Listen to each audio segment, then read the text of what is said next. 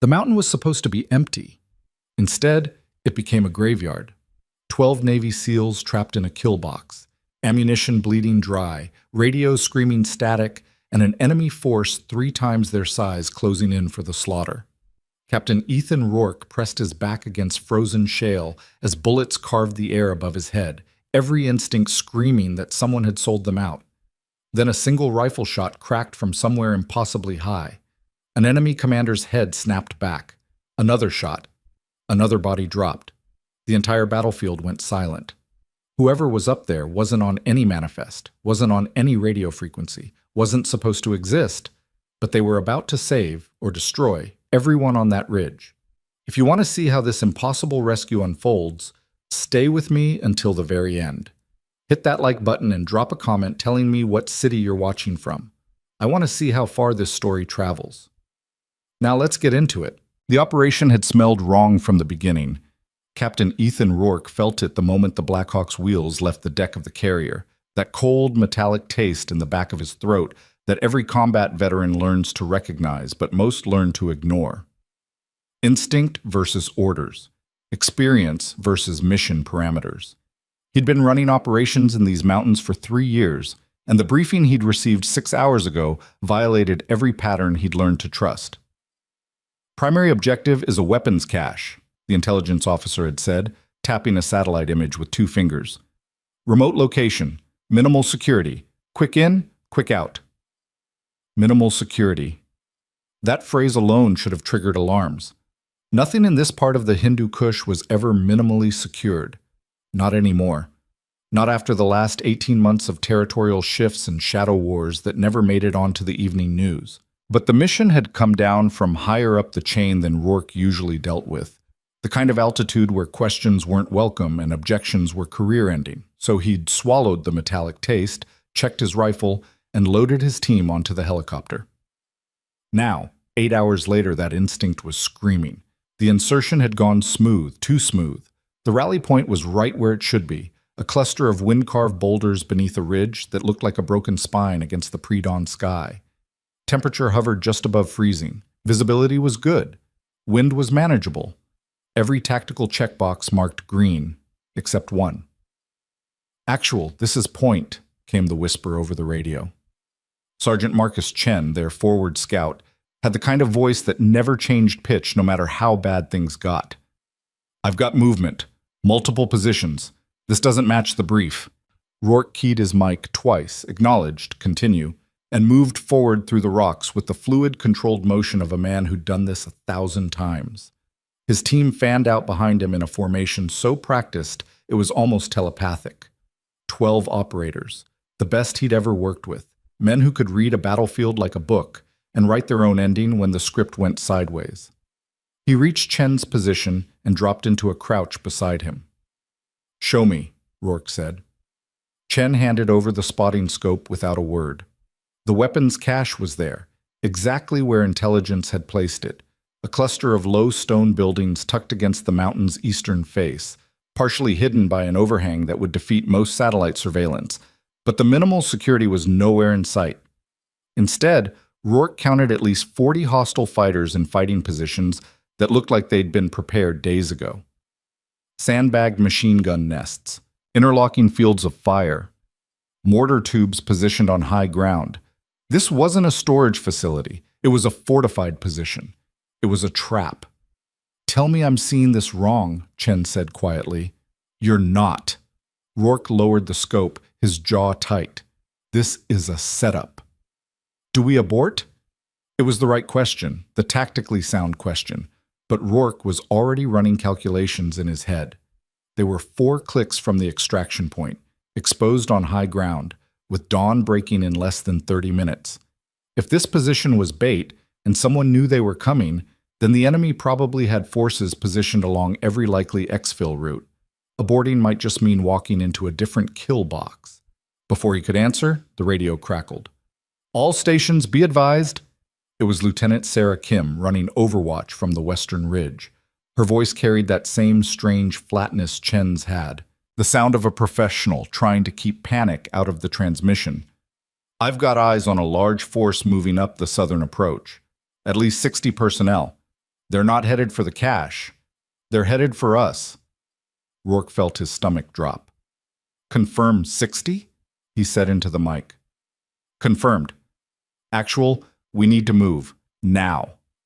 Rourke glanced at Chen, then back at the cache below. The tactical picture was crystallizing with brutal clarity. The cache had never been the real target. They were. Someone had fed them poisoned intelligence, positioned them on high ground with no cover and limited egress, and was now closing the trap with overwhelming force. 60 plus 40. 100 hostiles against 12 operators with ammunition for a quick raid, not a sustained firefight. All stations, collapse on actual, Rourke ordered, his voice steady despite the ice forming in his veins. Fighting withdrawal to Rally Point Bravo. We are compromised. His team moved like water, flowing back through the rocks toward the fallback position with practiced speed. But Rally Point Bravo was a defensive position, not an escape route. It was a cluster of boulders and a shallow ravine that would give them cover and good firing lanes, but no way out if the enemy brought real numbers. They had maybe 3 minutes before contact. Rourke used 2 of them running through options in his head, each one worse than the last. The radio was crackling with fragmented traffic now. Too much interference, maybe jamming, maybe just the mountains eating the signal. He tried reaching the quick reaction force on standby at the forward operating base. Static. He tried the air support package that was supposed to be on call. Static. He tried the emergency frequency. Nothing but white noise and the sound of his own pulse in his ears. Comms are dead, said Staff Sergeant David Ortiz, the team's communications specialist. His face was tight with the kind of controlled fury that came from knowing someone had deliberately cut their lifeline. All frequencies. Someone's running a blanket jammer. Can you punch through? Not without time I don't have. Rourke nodded. He'd expected that answer. Everything about this situation screamed coordination, poisoned intel, pre-positioned forces, communications blackout. This wasn't an opportunistic ambush. This was a planned kill operation. The question was, planned by who? Positions, Rourke barked as the first gunfire echoed across the valley. His team dropped into cover with the smooth efficiency of men who'd done this too many times to count. Chen and 2 others took the high rocks on the left. Kim and her element anchored the right flank. Ortiz stayed central with Rourke, trying to coax anything useful out of the dead radio. The enemy came up the southern approach exactly as Kim had called it. 60 fighters moving with surprising discipline for what was supposed to be a ragtag militia. They had uniforms, real equipment, tactics that suggested actual training. These aren't locals, Chen said over the radio, tracking targets through his scope. These guys move like professionals. Noted, Rourke said. Hold fire until they're in the kill zone. The enemy force advanced in a textbook flanking maneuver, spreading wide to prevent concentrated fire, using cover properly, moving in bounds. Rourke watched them come and felt that metallic taste turn to ash in his mouth. Whoever had set this trap hadn't just sold out the mission. They'd sold out his team to people who knew how to kill American operators. The lead elements reached the kill zone. Fire, Rourke said quietly. The valley erupted. 12 rifles opened up with surgical precision, each operator picking targets and dropping them with the cold efficiency that came from years of training and combat experience. The enemy's advance shattered. Bodies dropped. Screams echoed off the rocks. For maybe 10 seconds, it looked like 12 was enough. Then the machine guns opened up. Heavy fire raked across the boulder field, forcing Rourke's team deeper into cover. Rounds sparked off stone and whined through the air with that distinctive crack that meant they were close, too close. Ortiz grunted as a fragment of shattered rock caught him across the cheek, drawing blood. Contact left, Kim shouted. Second force moving up the western approach.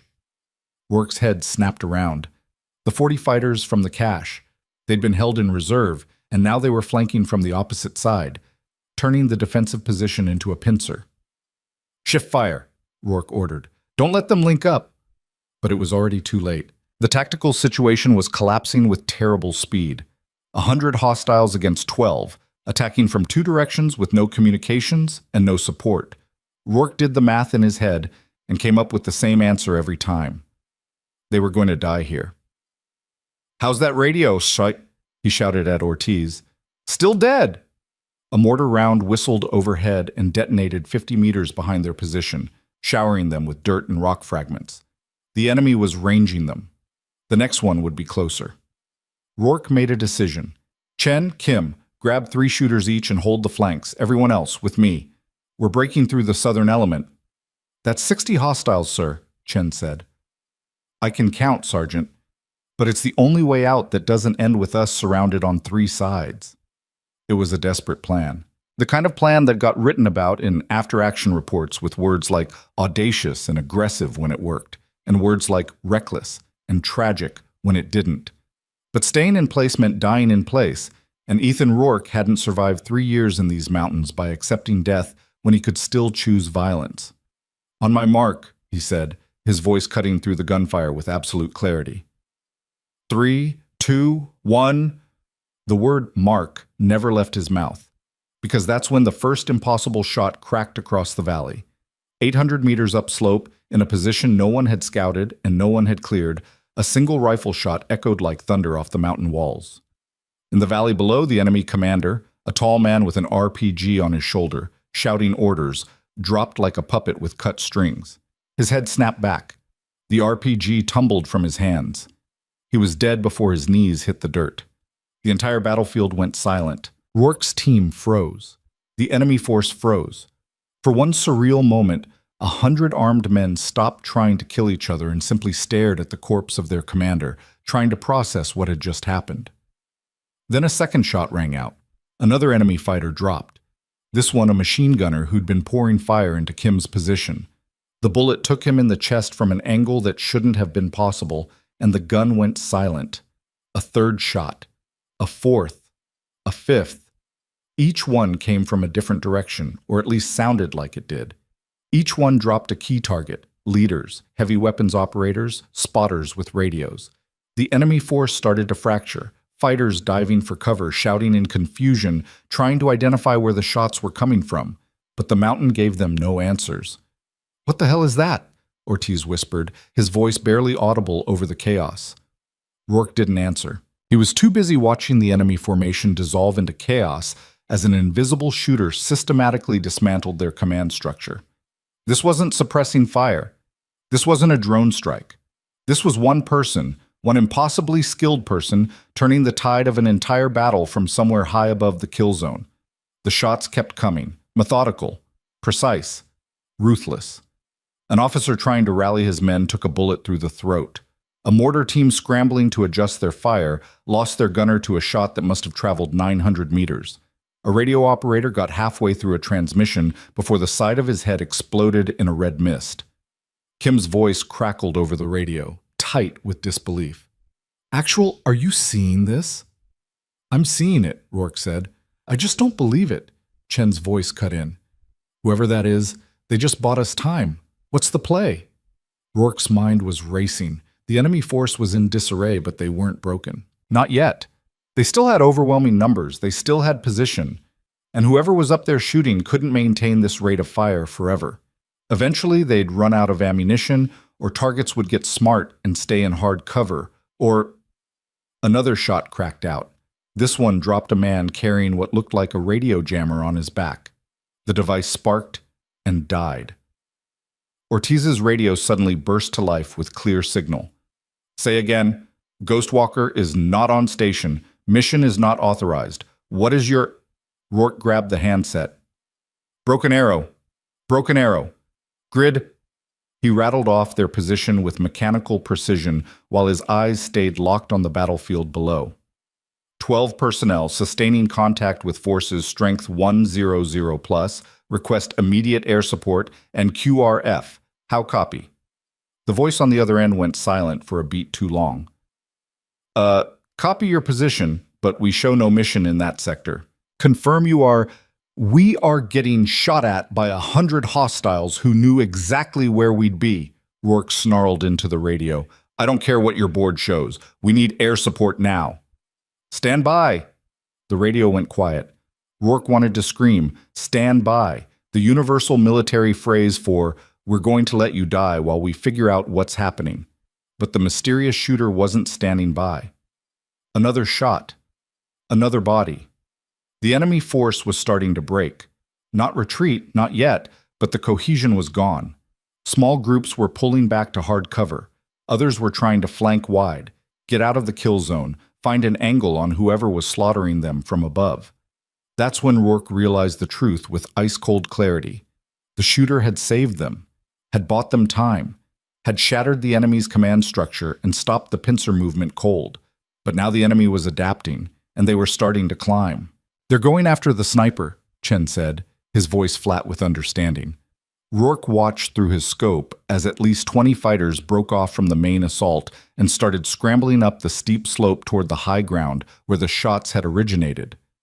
They moved fast, angry, determined to kill whoever had been killing them. And whoever was up there was alone. "Sir?" Kim's voice carried a question she didn't want to ask. "Do we pull back while they're distracted?" It was the tactically sound choice.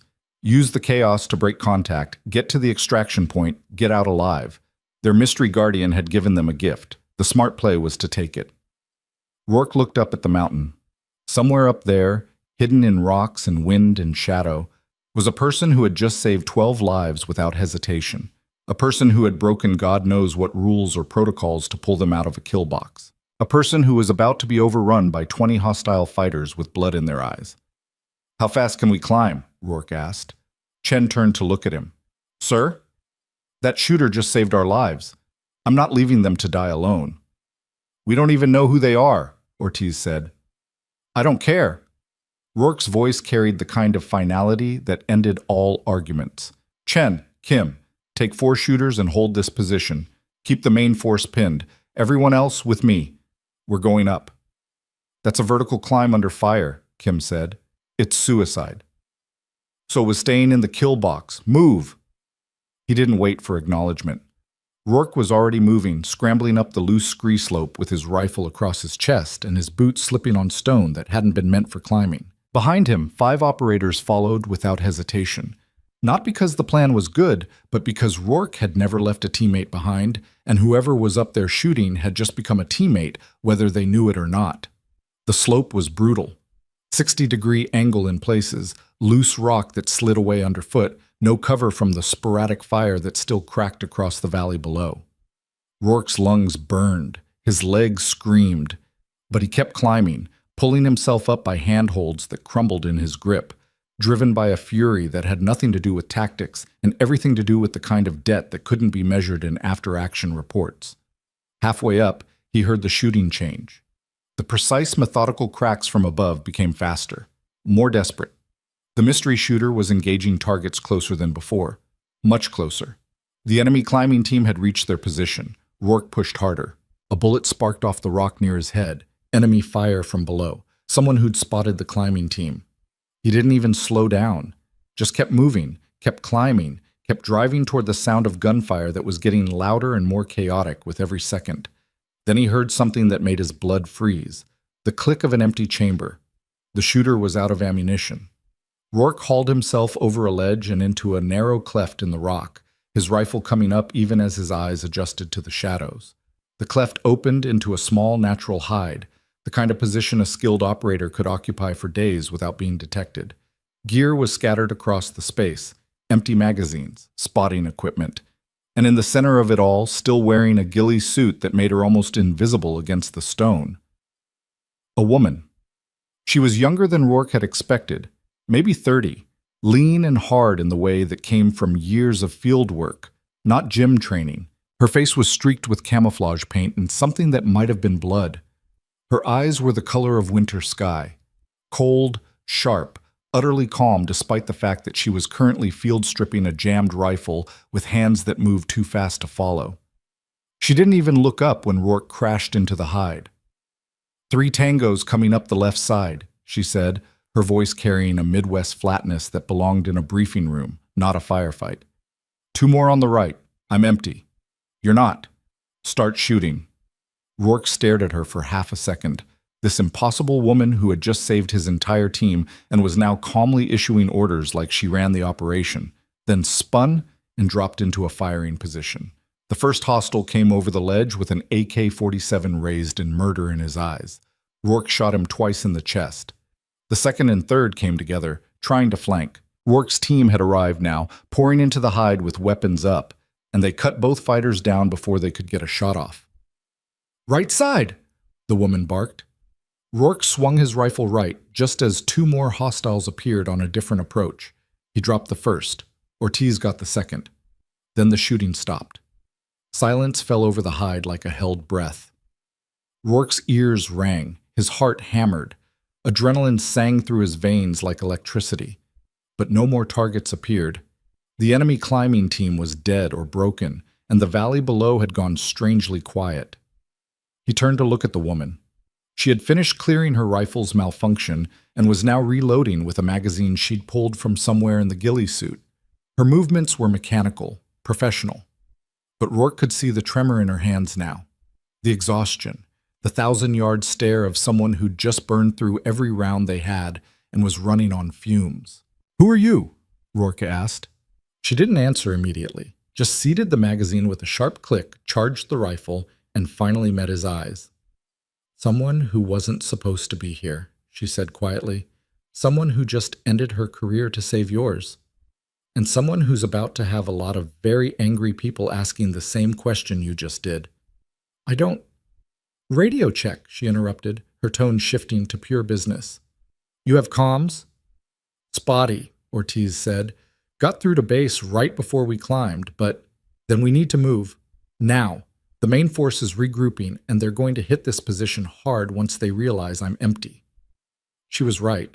Rourke could hear it in the valley below. Shouted commands, the sound of many boots on stone, the distinctive clatter of weapons being readied. The enemy had taken a beating, but they weren't done. Not by a long shot.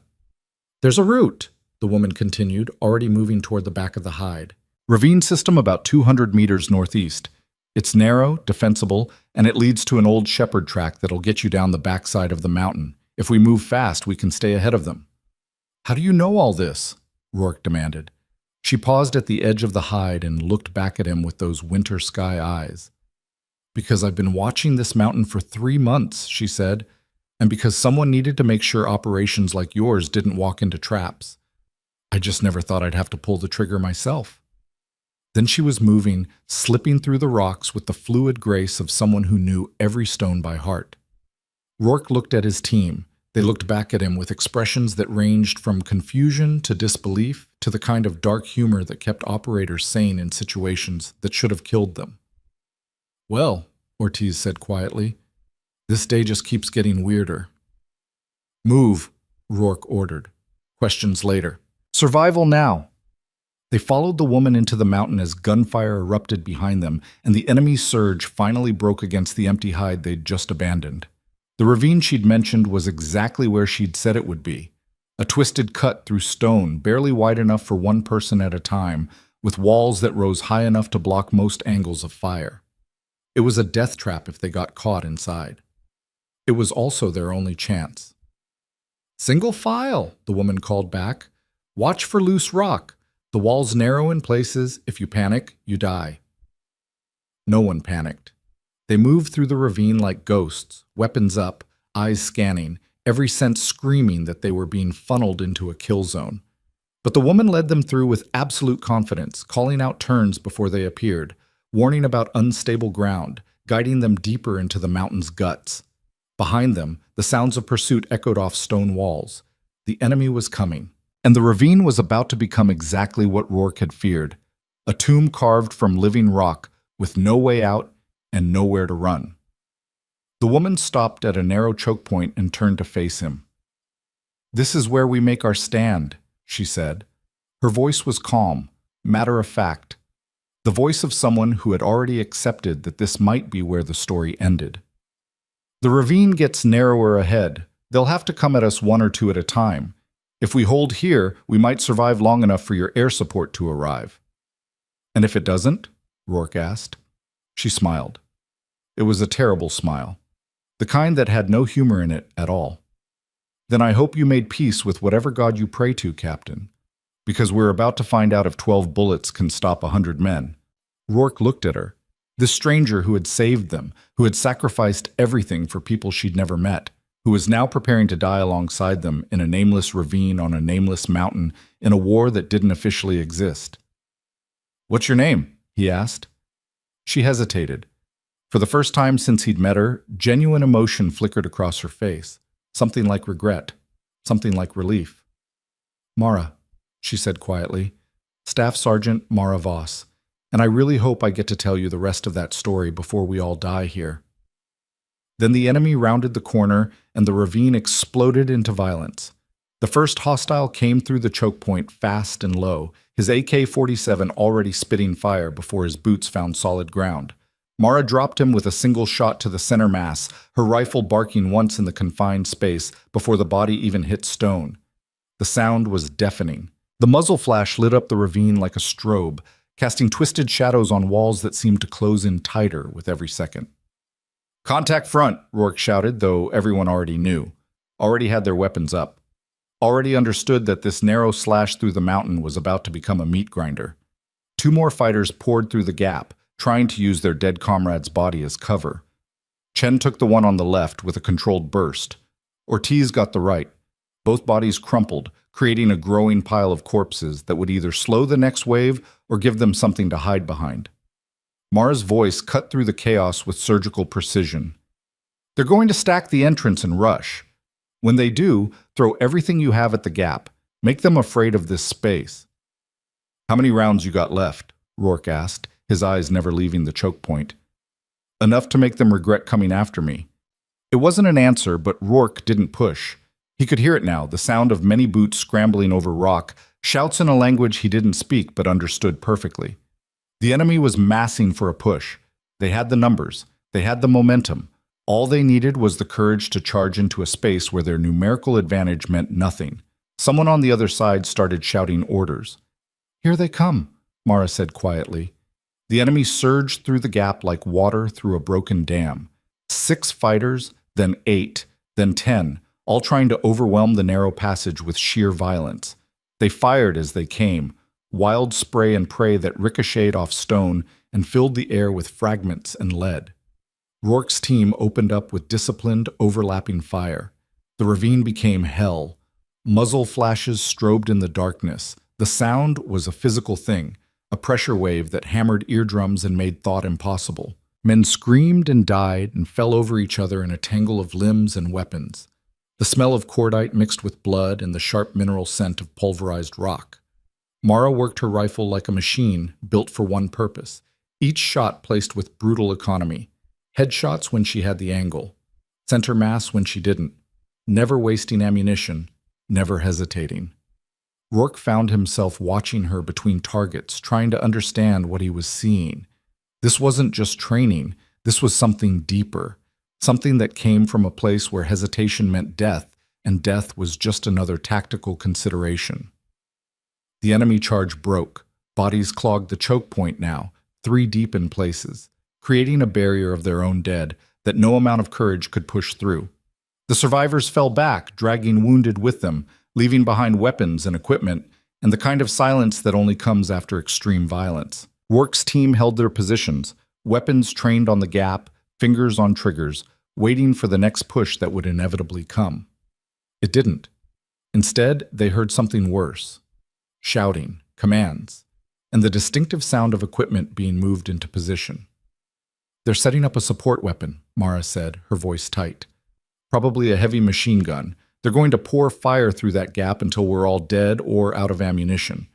"How long do we have?" Rourke asked. 90 seconds? Maybe 2 minutes if they're cautious. Can we fall back deeper into the ravine?" "No." She shook her head, eyes still locked on the choke point.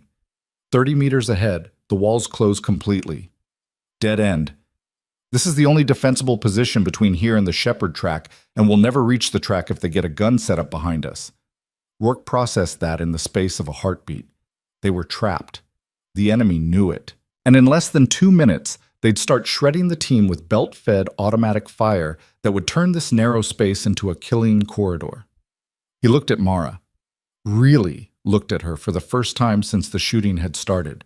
Her ghillie suit was torn in places, showing the tactical gear underneath. Non-standard equipment, black on black, no unit patches or identification of any kind. Her face was streaked with camouflage paint that couldn't quite hide the exhaustion, the 1,000-yard stare, the muscle memory of someone who'd been living in the field too long. But her hands were steady, Her breathing was controlled, and her eyes held something Rourke recognized because he saw it in his own mirror every morning.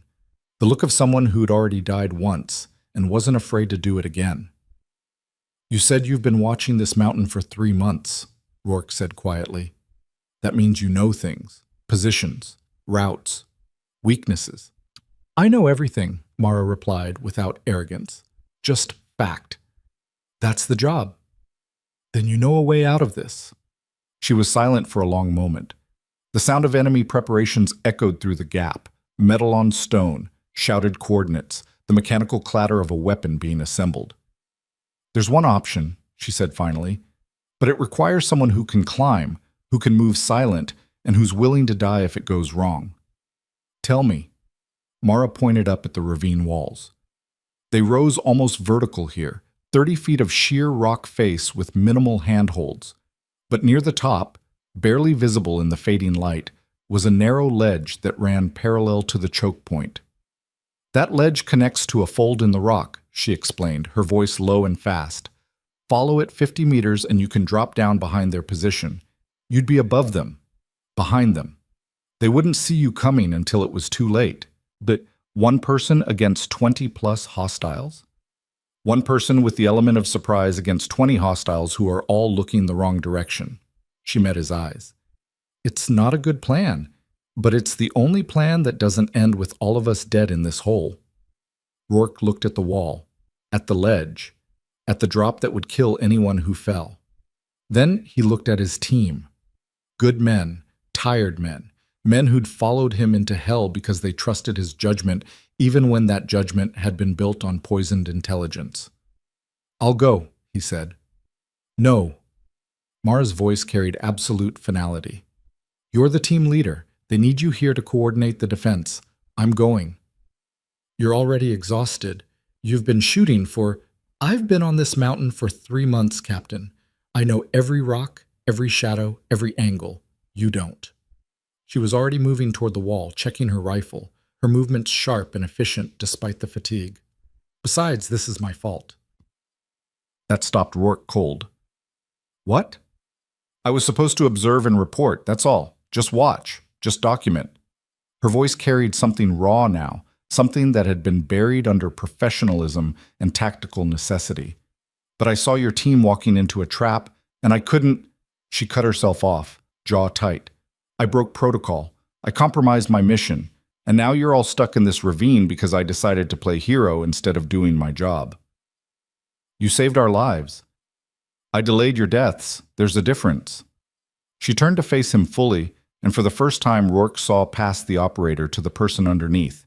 Someone haunted, someone carrying weight that had nothing to do with equipment. "I won't make that mistake again. I'm going up that wall, I'm flanking their position, and I'm giving you a chance to get out of here alive. That's how this ends. You're not going alone." "Yes, I am." "Sergeant Voss mupped. I'm not one of your operators, Captain." "You don't give me orders." Her voice was steel wrapped in ice. "I'm a ghost. I don't exist. And after today, I'll exist even less. So let me do what ghosts do best." She started climbing before he could argue. The wall should have been impossible. 30 feet of near vertical rock with handholds that barely existed and no safety equipment. But Mara went up it like gravity was a suggestion, her fingers finding cracks Rourke couldn't even see, her boots somehow gripping stone that looked smooth as glass. She moved with the fluid confidence of someone who'd spent years learning to become part of the terrain. Halfway up, she paused. "Captain," she called down, her voice barely audible over the sound of enemy preparations. "When the shooting starts, you push hard through that choke point. Don't wait. Don't hesitate. Just move. Understood?" "Understood." She nodded once, then continued climbing. Rourke watched until she disappeared over the ledge, then turned to his team. They were watching him with expressions that ranged from respect to concern to the dark humor that was the only defense against situations that should break a person's mind. "Well," Ortiz said quietly, "she's either the bravest person I've ever met or the craziest." "Both," Chen said. "Definitely both." "Positions," Rourke ordered, pushing down the knot of anxiety that had formed in his chest. "When she makes her move, we go through that gap fast and hard. Overwhelm whatever's left on the other side. Questions? There were none. Professional soldiers didn't question suicide tactics when suicide tactics were the only tactics left. The wait was torture. Rourke counted seconds in his head, trying to track Mara's progress along the invisible ledge. 50 meters, she'd said. At a tactical pace, moving silent. That was maybe 2 minutes. Maybe 3 if the footing was bad. Every second felt like an hour. Every sound from the enemy position made his trigger finger twitch. The machine gun fired a test burst. The sound was massive, a chattering roar that echoed through the ravine like the voice of an angry deity. Tracers sparked off the walls near the choke point, bright lines in the growing darkness. The enemy was dialed in. They dumped belt after belt through that gap until everything inside was shredded meat. 30 seconds. Someone on the enemy side shouted in English. Psychological warfare, making them count down to their own deaths. Then we turn you all into paste. Rourke's radio crackled. Ortiz had been working it during the lull, trying to punch through the interference, trying to reach anyone who could send air support or a rescue package or anything. Ghostwalker actual, Ghostwalker actual, this is Broken Arrow, Ortiz transmitted for the dozenth time. We are danger close with hostile forces, grid. Static answered him, always static. Rourke had stopped hoping for rescue. Hope was a luxury they couldn't afford. The only way out of this ravine was through it, over the bodies of everyone trying to kill them, or not at all. 20 seconds. Rourke's grip tightened on his rifle. 10. He drew a breath that tasted like blood and stone. 5. Then the world exploded, but not from the choke point. The explosion came from above and behind the enemy position, a concussive blast that shook the entire ravine and sent debris raining down like hail. Someone screamed, orders dissolved into chaos.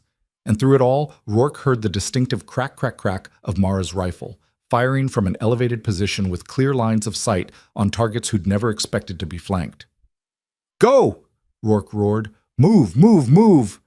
His team surged through the choke point like a battering ram, weapons up, firing on the move, driven by momentum and desperation and the certain knowledge that hesitation meant death. They burst out of this narrow passage into a wider section of the ravine where the enemy had been setting up their killing ground. It was carnage. Bodies lay scattered across the rocks, some from Mara's rifle, others from whatever explosive she'd used to announce her presence. The machine gun sat abandoned, its crew dead or fleeing. Fighters were scrambling for cover, trying to process the fact that they were suddenly the ones being hunted. Mara stood on a ledge 15 feet above the chaos, silhouetted against the darkening sky, her rifle tracking and firing with mechanical precision. She looked like something out of mythology. A Valkyrie, a death spirit, a ghost made flesh for the sole purpose of dispensing violence. Rourke's team hit the disorganized enemy force like a sledgehammer. They moved in a practiced formation, each operator covering sectors, calling targets, dropping hostiles with the ruthless efficiency of men who'd done this too many times to count. The fight was brief and brutal. The enemy had numbers, but they'd lost cohesion, lost leadership, lost the initiative. They broke. The survivors fled deeper into the ravine system, abandoning weapons and wounded in their desperation to get away from the nightmare that had been supposed to be an easy kill. Silence fell across the stone like a curtain. Rourke's team held their positions, weapons scanning for threats, fingers still on triggers, minds still running on combat autopilot. But no more targets appeared. The enemy was gone, scattered, broken.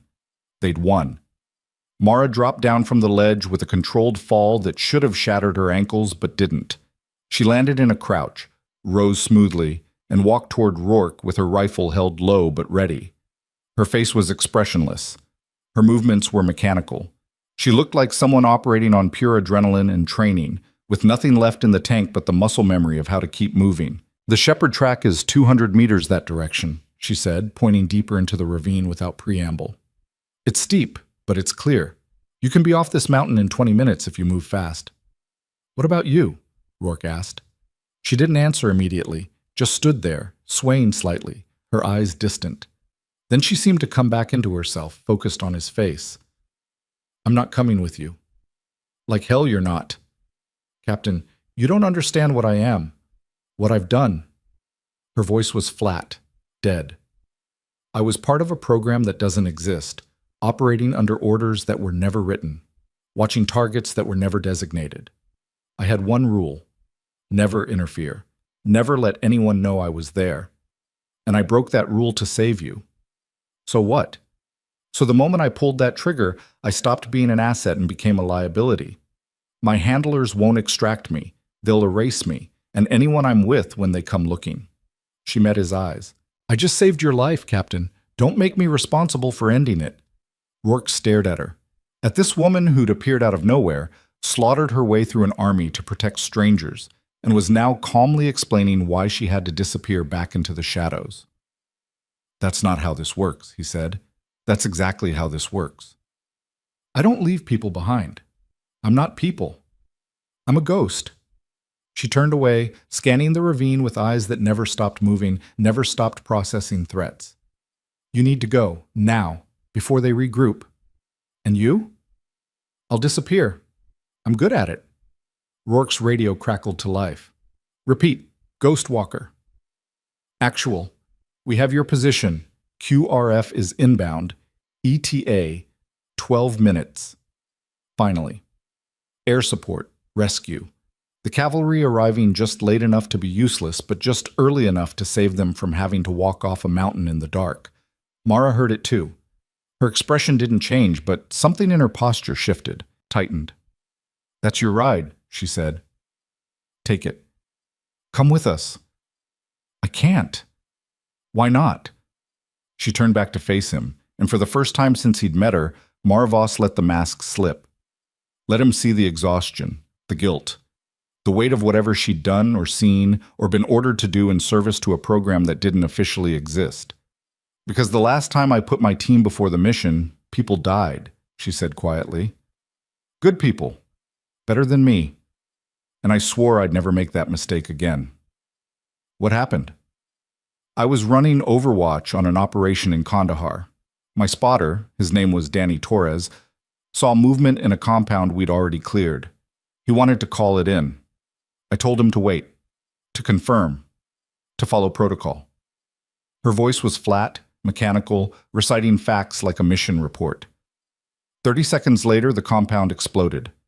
IED that should have been detected. Wasn't. Danny was killed in the blast.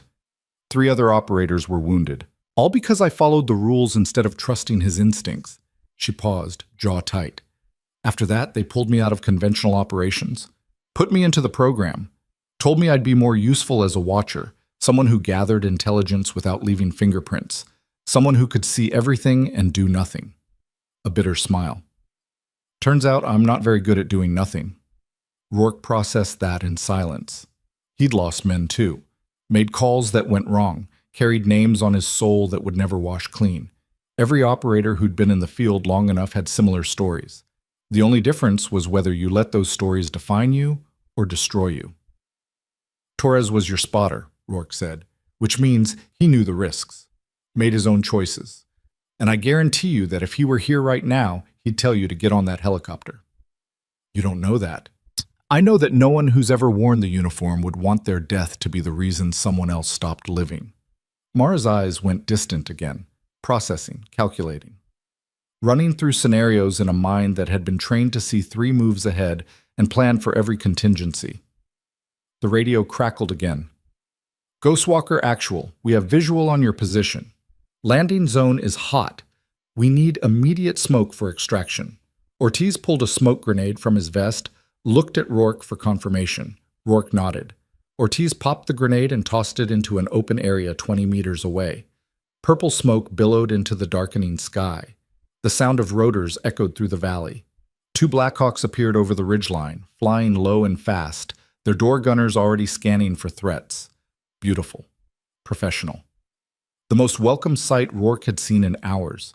They had maybe 90 seconds before the birds landed. Rourke turned back to Mara. She was already moving away from the group, slipping back toward the shadows at the edge of the ravine, disappearing, becoming what she claimed to be, a ghost.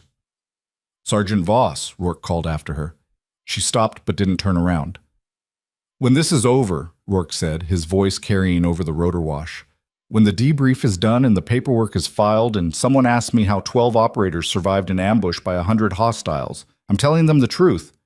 Now she turned. Don't. I'm telling them that a lone operator with more courage than sense broke every rule in the book to save lives that weren't her responsibility, and I'm going to make sure that operator gets recognized instead of erased. You'll destroy your own career. I'll sleep better. They locked eyes across the distance. Two professionals. Two people who'd seen too much and carried too much, and were tired of pretending that doing the right thing always aligned with doing the ordered thing. The Blackhawks touched down, rotors still turning, crew chiefs already waving for the team to board. Rourke's team moved toward the birds in a tactical file, weapons out, covering each other. But Rourke stayed where he was, eyes on Mara, waiting for her decision. She stood at the edge of the purple smoke, half hidden in shadow, her ghillie suit making her almost invisible against the stone. A ghost caught between worlds, between who she'd been ordered to be and who she actually was. Then she made a choice. Mara Voss walked toward the helicopter, not running, not rushing, just walking with the controlled stride of someone who'd decided that sometimes the most dangerous thing you could do was trust another person. She climbed aboard the Black Hawk just as the first rounds from a regrouped enemy force started snapping through the air.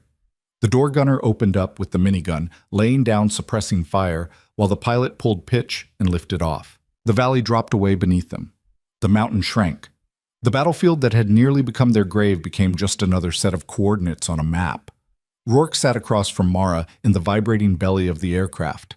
She'd removed her ghillie suit, revealing tactical gear that was worn but well-maintained, weapons that showed the kind of care that came from people who understood that equipment failures meant death. She looked smaller without the suit, more human, more vulnerable. "You're going to regret this," she said over the rotor noise. "Probably," Rourke agreed, "but I've regretted a lot of things. At least this time I'll regret doing the right thing instead of the easy thing." "They'll come for me. The program, they don't let people walk away. Then they'll have to go through me first." Mara smiled. It was a tired smile, a broken smile, but it was real. "You're either very brave or very stupid, Captain." "I've been called both." The Black Hawk banked hard, turning away from the mountain and toward the forward operating base 30 kilometers distant. Below them, the Hindu Kush stretched out in endless peaks and valleys, a landscape that had swallowed armies and broken empires and didn't care about the small human dramas playing out in its shadow. Chen leaned over from his position near the door. "Sir," he shouted over the noise, "we're getting a priority transmission. Command wants to know what happened up there." "Tell them we walked into an ambush," Rourke said, "and we survived because someone was watching our backs. That's all? That's all they need to know right now." Chen nodded and turned back to the radio, already crafting the kind of carefully worded report that would satisfy immediate questions without revealing anything that mattered. Ortiz caught Rourke's eye and jerked his chin toward Mara. "We're keeping her?" he asked quietly. "We're keeping her." "Good. I like her. She's terrifying. The best ones usually are." The flight took 18 minutes. 18 minutes of relative silence broken only by rotor noise and the occasional radio check. 18 minutes for the adrenaline to fade and the reality of what they'd just survived to settle into bones and muscles and minds. Rourke used the time to watch Mara. She sat with her rifle across her lap, her eyes distant, her face unreadable. But her hands were shaking now. The fine tremor that came after extreme stress, when the body finally had permission to acknowledge how close it had come to death. She caught him looking. "I'm fine," she said, though they both knew it was a lie. "You don't have to be fine. Not right now. I've been fine for 3 months. I can manage 18 minutes. But her voice cracked on the last word, and Rourke saw something in her eyes that had nothing to do with tactical operations or mission parameters or the cold calculus of violence. He saw someone who'd been alone too long. The Black Hawk touched down at the FOB in a cloud of dust and rotor wash. The team disembarked quickly, muscle memory taking over, moving toward the debriefing area with the mechanical efficiency of operators who'd done this dance 1,000 times. But before Mara could follow, a hand grabbed her arm. She spun, instincts taking over, her other hand already moving toward the knife on her belt. Rourke released her immediately, hands up in a placating gesture. "Easy," he said. "Just wanted to say thank you, before the paperwork and the questions and all the politics that's about to rain down on both of us. Mara relaxed fractionally. You don't need to thank me. Yeah, I do. You saved my team, saved my life. And you did it knowing exactly what it would cost you. He paused. That's not nothing. She looked at him for a long moment. This officer she'd met hours ago and would probably never serve with again. This man who'd climbed a mountain under fire because he refused to let her die alone. I had to, she said quietly. I watched you walk into that ambush. I saw the trap close. And I remembered Danny. I remembered what it felt like to do nothing while good people died. Her jaw tightened. I couldn't live through that twice. So you threw away your career to save strangers. I threw away a career I didn't want anymore to save people who deserve to go home. She smiled that broken smile again. There's a difference. Rourke wanted to say something profound, something that would adequately capture the debt he owed this woman, the respect he felt, the certainty that the world needed more people like her and fewer people like whoever had set that ambush. Instead, he just extended his hand. Welcome to the team, Sergeant Voss. She stared at his hand like it might bite her. I'm not on your team. Not officially, not yet. But you will be. Rourke's voice carried absolute certainty. Because I'm going to make sure of it, and because I think you're tired of being alone. Mara's eyes went wet, just for a second, before she blinked it away and buried it under professionalism and training and all the armor people built to survive jobs that should break them. She took his hand. Her grip was strong, steady. The grip of someone who'd decided to stop running from the past and start fighting for a future. This is a mistake, she said. Probably. They'll come for me. Let them try. You're insane. So I've been told.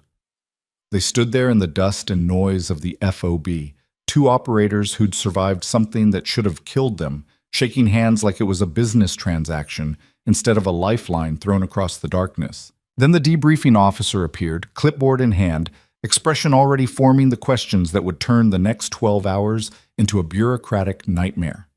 But that was a problem for later. Right now, Mara Voss was still breathing, still standing, still choosing to trust that maybe, just maybe, the most dangerous thing she could do was let someone else carry part of the weight.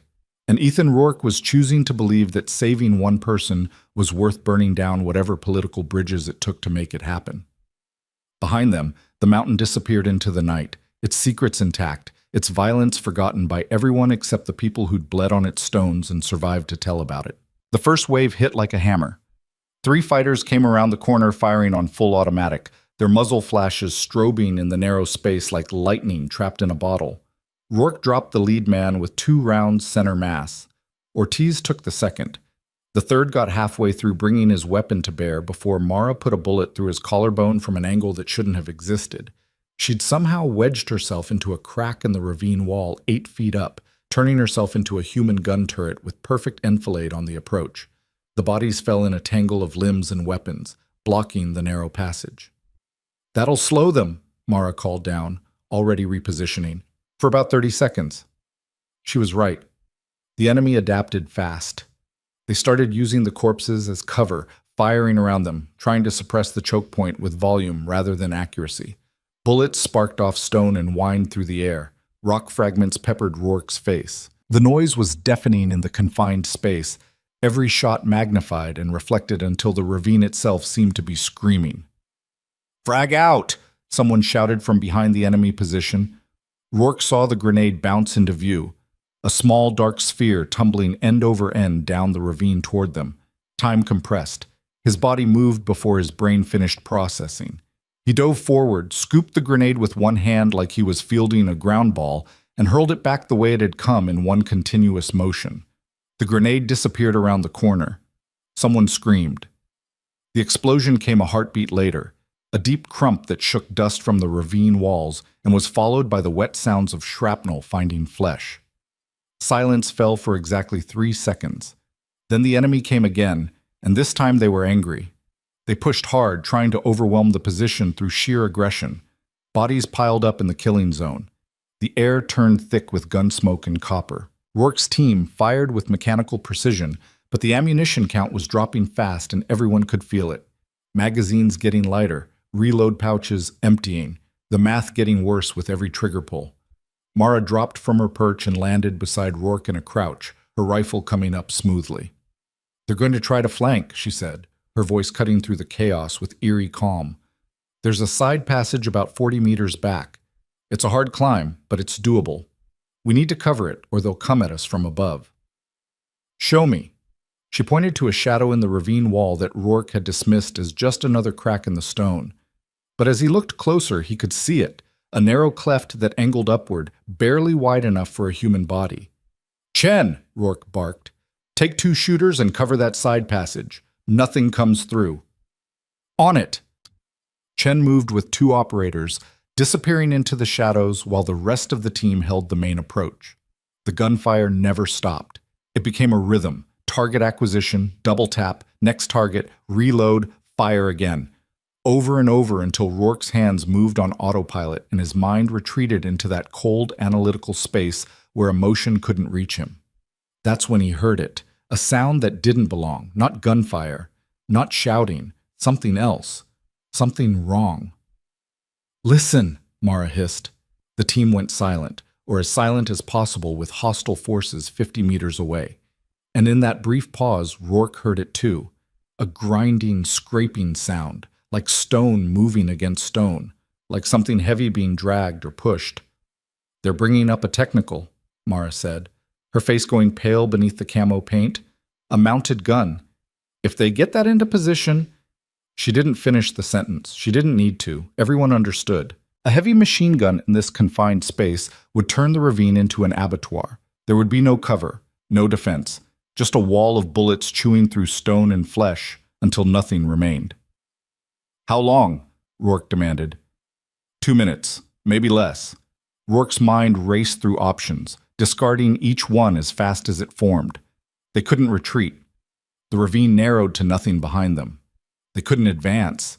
The enemy had overwhelming numbers at the choke point. They couldn't call for fire support. The radio was still spotty, and even if it wasn't, no air asset could reach them in time. They were trapped. "Ideas?" he said to Mara. She looked at him with those winter sky eyes, and for the first time he saw something other than professional calm. He saw calculation, the kind of cold, ruthless math that separated operators who followed orders from operators who survived impossible situations. "There's a reason I know this mountain so well," she said quietly. 3 months of surveillance means 3 months of preparation. I have equipment cached at strategic points, contingency supplies." "What kind of equipment?" "The kind that makes big holes in things." Rourke understood immediately. "Explosives. 60 meters north, hidden in a rock cluster. But someone needs to get there, set them up along the approach, and detonate remotely. And that someone needs to move fast because that technical is getting closer every second." The grinding sound was louder now. Rourke could hear diesel engines straining, metal scraping stone, men shouting directions. They were maybe 90 seconds from having a .50 caliber machine gun pointed down their throats. "I'll go," Rourke said. "No." Mara's voice was flat, final. "You hold the team. I know where the cache is, I know the ground, and I'm faster alone." "You're wounded." Rourke had seen the way she favored her left side, the slight hitch in her movements, blood seeping through her tactical shirt from a wound she hadn't mentioned.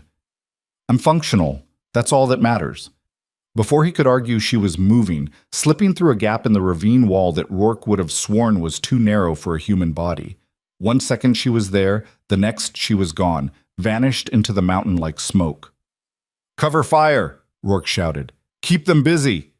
His team opened up with renewed intensity, pouring rounds down the ravine to keep enemy heads down while Mara did whatever impossible thing she was about to do. The shooting became continuous, deafening. Magazines emptied and were replaced with the last reserves.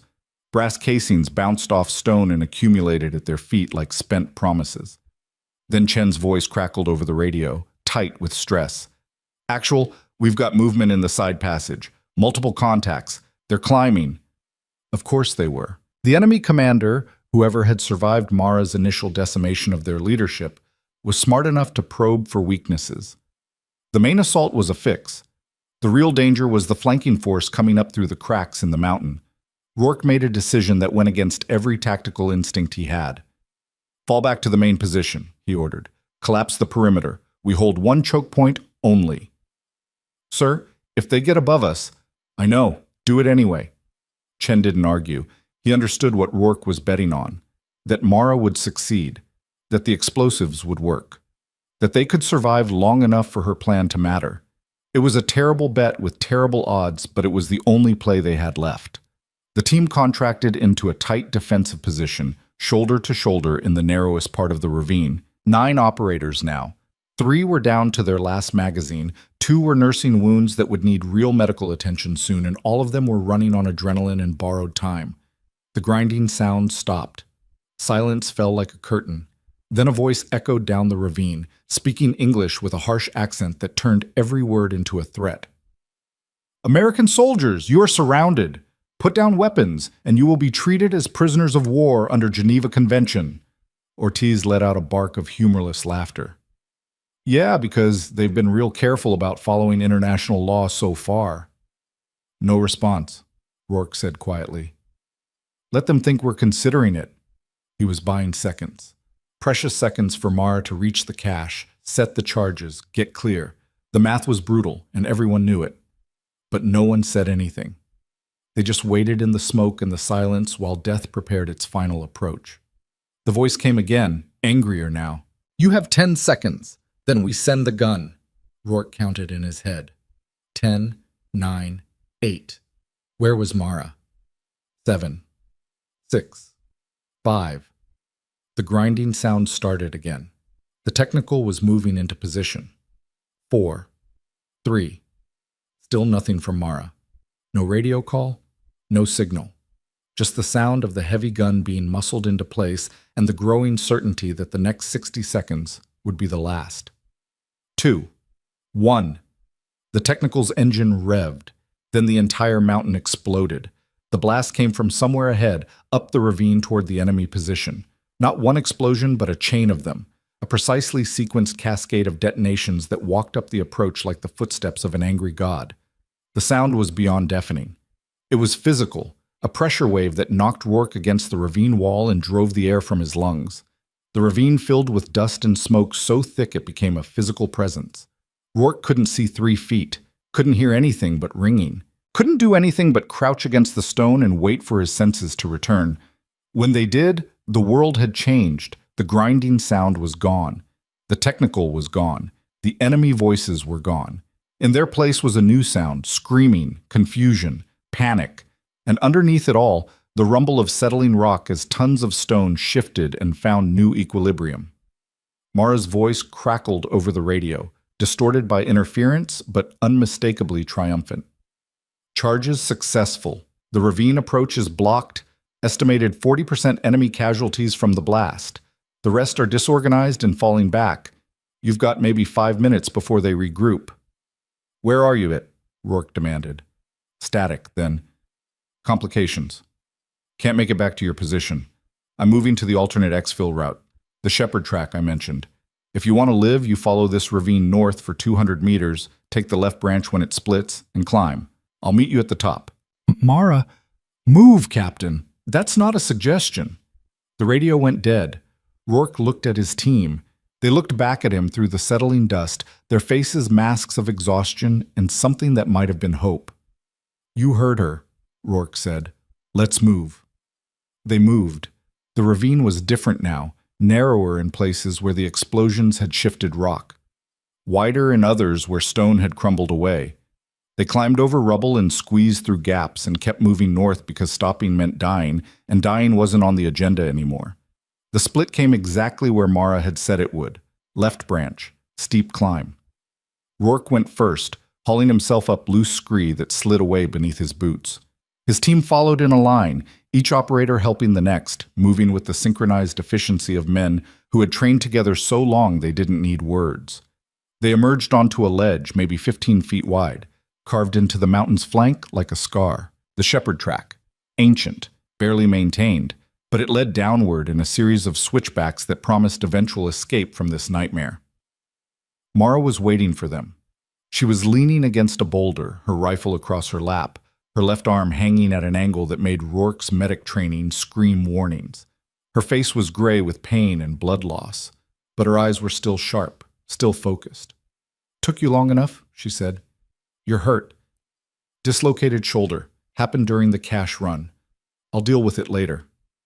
"You need to deal with it now." "What I need is to get off this mountain before—" She stopped mid-sentence, her head snapping toward the valley below. Rourke heard it too. Engines. Multiple vehicles moving fast on the valley floor. And above that, another sound. Rhythmic. Growing louder. Helicopters. "That's not ours," Mara said, her voice going cold. "Our birds don't fly this sector. That's enemy air." She was right. 2 attack helicopters were rising from the valley, their dark silhouettes growing larger against the pale sky. They were gunships, old Soviet design but well-maintained, bristling with rockets and chain guns, and they were heading straight for the shepherd track. "Cover!" Rourke shouted. His team scattered, diving for whatever protection the rocky ledge offered. It wasn't much. The track was exposed, open, a perfect killing ground for helicopter gunships that could hover and pour fire down with impunity. The lead helicopter opened up. Rockets streaked across the distance, their contrails drawing white lines against the gray sky. They impacted 50 meters down the track in a chain of explosions that threw rock and fire into the air. The second helicopter joined in, its chain gun spinning up with a sound like tearing fabric magnified 1,000 times. Rounds chewed across the ledge, sparking off stone, forcing Rourke's team deeper into inadequate cover. This wasn't a firefight anymore. This was an execution. The helicopters had altitude, firepower, and time. All Rourke had was 12 exhausted operators with nearly empty weapons and nowhere to run. Mara struggled to her feet, cradling her injured arm. "There's a cave system," she said, having to shout over the rotor wash and explosions. 300 meters north. If we can reach it before they cut us off." "We'll never make it," Ortiz interrupted. "They'll tear us apart in the open." He was right. The math was simple and brutal. 300 meters of exposed track versus 2 helicopter gunships with unlimited ammunition. They would be cut down before they made it halfway. Rourke watched the helicopters circle, positioning for another gun run. His mind cycled through options with the desperate speed of a man running out of time. They needed cover they didn't have. They needed weapons they couldn't carry. They needed a miracle that wasn't coming. Then Mara did something that made no tactical sense whatsoever. She walked out into the open, just stepped away from cover and stood in the middle of the track, fully exposed, her injured arm hanging useless while her good hand unslung her rifle. The helicopters saw her immediately. Both gunships pivoted toward this single target standing alone and vulnerable in the open. "What the hell are you doing?" Rourke shouted. Mara didn't answer. She just brought the rifle to her shoulder, one-handed, which should have been impossible for a weapon that size, and sighted on the lead helicopter. The gunship's chain gun spun up. Mara fired. The bullet crossed 800 meters of empty air and punched through the helicopter's canopy. Rourke saw the impact. A small, starred hole in the Lexan, barely visible. Nothing that should matter, nothing that could possibly affect an armored attack helicopter. Then the helicopter lurched. The pilot slumped forward. The aircraft pitched nose down. The chain gun went silent mid-burst as the gunner frantically tried to reach the controls. The helicopter spiraled away, trailing smoke. The pilot either dead or incapacitated from a shot that shouldn't have been possible. The second helicopter broke off its attack run, suddenly uncertain. Mara worked the bolt, chambered another round, and tracked the second aircraft with movements that looked almost casual, like she was shooting targets on a range, not dueling with a multi-million-dollar weapons platform designed to destroy ground forces. She fired again. This time the bullet found the tail rotor assembly. Sparks flew. Metal shrieked. The helicopter spun violently, the pilot fighting for control as the damaged rotor screamed and tore itself apart. The aircraft limped away, losing altitude, trailing debris, no longer a threat, but not quite crashed either. Silence fell across the mountain. Mara lowered her rifle and turned to look at Rourke.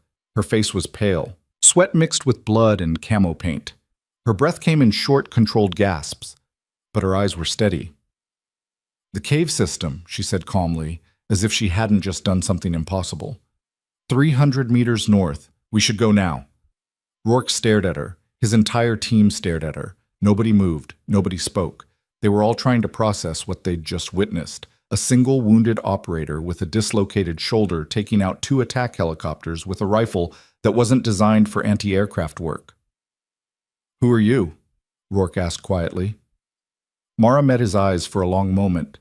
Something passed between them. Understanding, respect, the recognition of one professional by another. Then she smiled. It was a tired smile, sad, but real. "I'm the person who wasn't supposed to pull the trigger," she said, "and I'm the person who's going to get you home. So move, Captain, before someone sends more helicopters and I run out of impossible shots." They moved. The 300 meters felt like 3,000, but they made it. The cave entrance was hidden behind a fall of boulders that looked natural but had clearly been arranged by someone who knew what they were doing. Inside, the cave opened into a network of passages that went deep into the mountain, a natural fortress that predated modern warfare by millennia.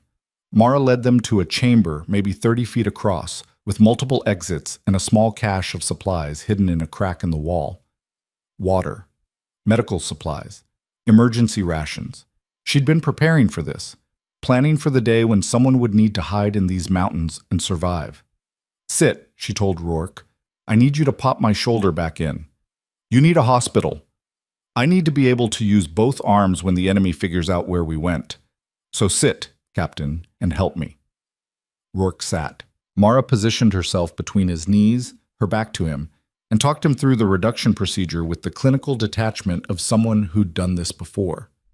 When Rourke pulled and rotated her arm in the way she described, the shoulder joint snapped back into place with a sound like a gunshot. Mara didn't scream, didn't even gasp, just went rigid for a moment, then slowly relaxed as the pain shifted from acute to merely terrible. "Better," she said quietly. "Thank you." "Who trained you?" Rourke asked while his medic checked her other injuries. "Not just the shooting, the tactics, the preparation. Everything." Mara was silent for a long moment. "I was part of a program," she finally said. "Deep Black. No official name. We were assets for high-value surveillance operations in denied territories. Ghosts. We went where satellites couldn't see and drones couldn't reach. We watched. We reported. We never, ever engaged. Except you just engaged a lot. I broke every rule in the book." Her voice was flat, empty. "My mission was to monitor this sector, report on enemy movements, identify supply routes. I'd been here for 3 months, living in those mountains, watching the valley. When your team got inserted, I recognized the setup immediately. The positioning was too perfect. The intel was too clean. Someone had sold you out. So you decided to play guardian angel." "I decided not to watch 12 people die when I could stop it." Mara turned to look at him, and for the first time her professional mask cracked. Rourke saw grief there. Old grief. Deep scars. 3 years ago, I had a spotter. Best partner I ever worked with. We were on overwatch for an operation that went sideways. I saw the setup developing, called it in. Command told me to hold position and observe only. I obeyed. My partner died in the ambush I'd warned them about. She looked away. I swore I'd never make that mistake again. Never watch people die because some desk officer valued protocol over lives. So when I saw your team walking into a kill box, I made a choice. Career over conscience isn't a choice at all. The cave fell quiet except for the sound of wind outside and the team getting their injuries addressed by the medic. Rourke studied Mara's profile. This impossible woman who had sacrificed everything to save strangers, who had taken impossible shots and made them look routine, who carried grief like a second skin but still chose to save rather than watch. "The program you were part of," Rourke said carefully. "They're going to come looking for you. They already are. The moment I fired that first shot, my transponder went active. Standard protocol for unauthorized engagement. They know exactly where I am and what I did. And I'm done. Burned.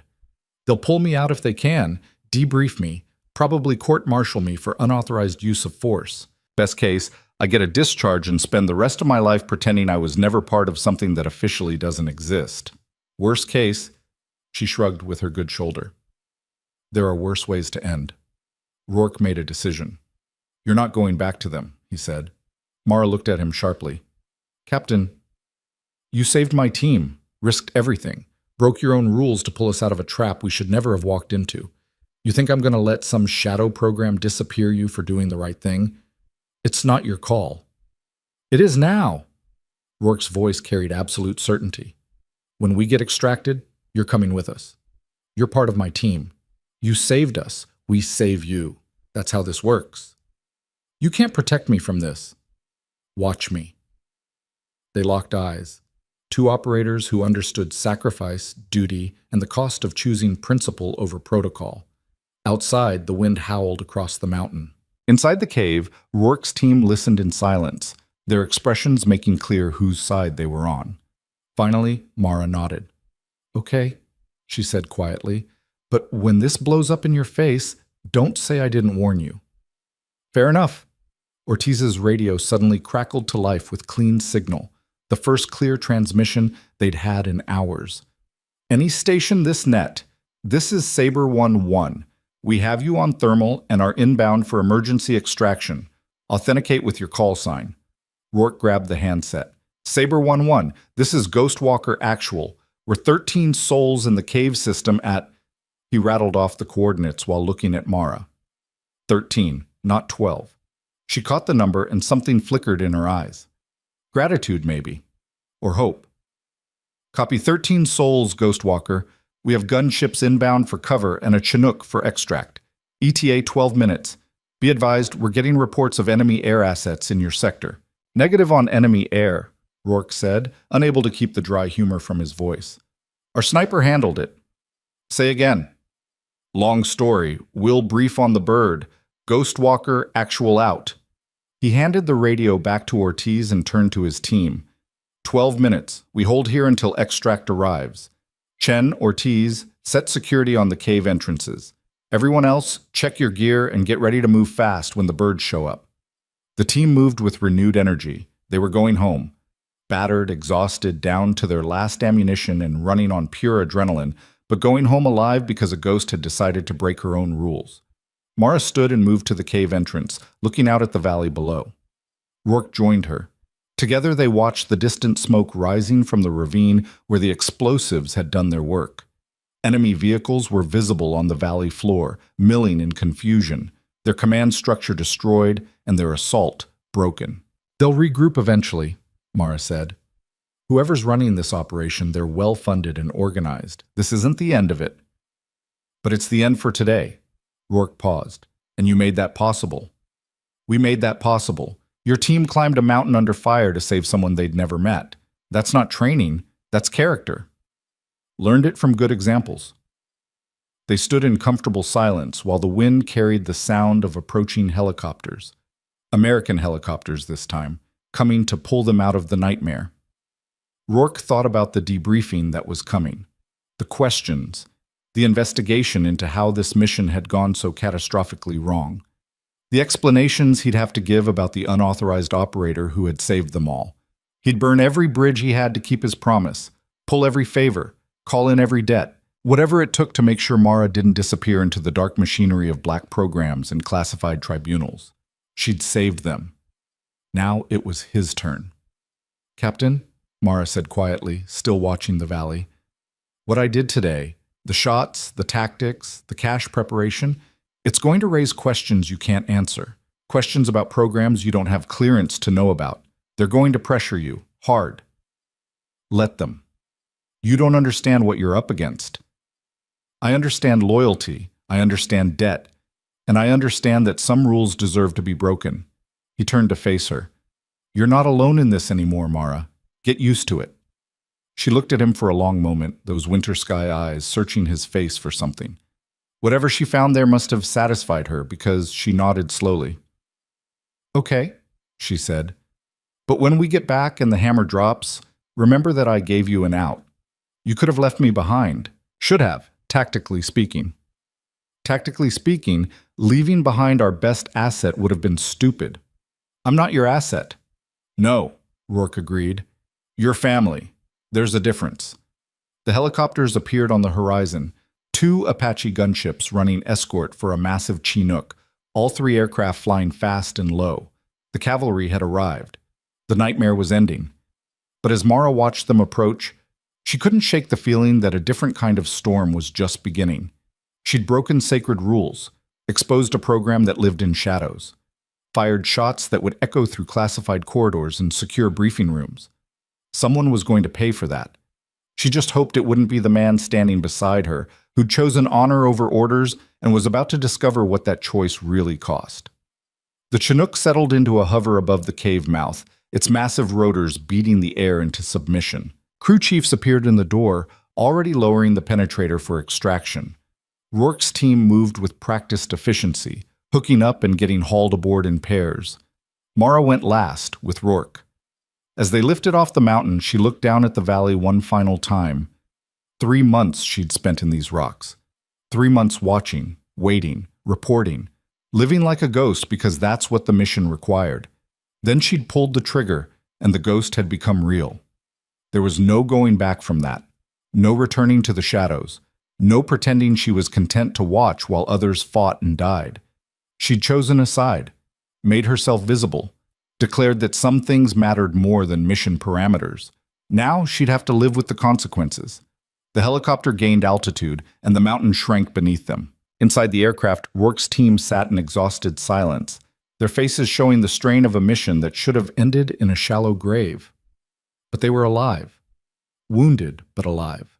And as they looked at the woman who'd saved them, their expressions carried something that Mara hadn't seen directed at her in years.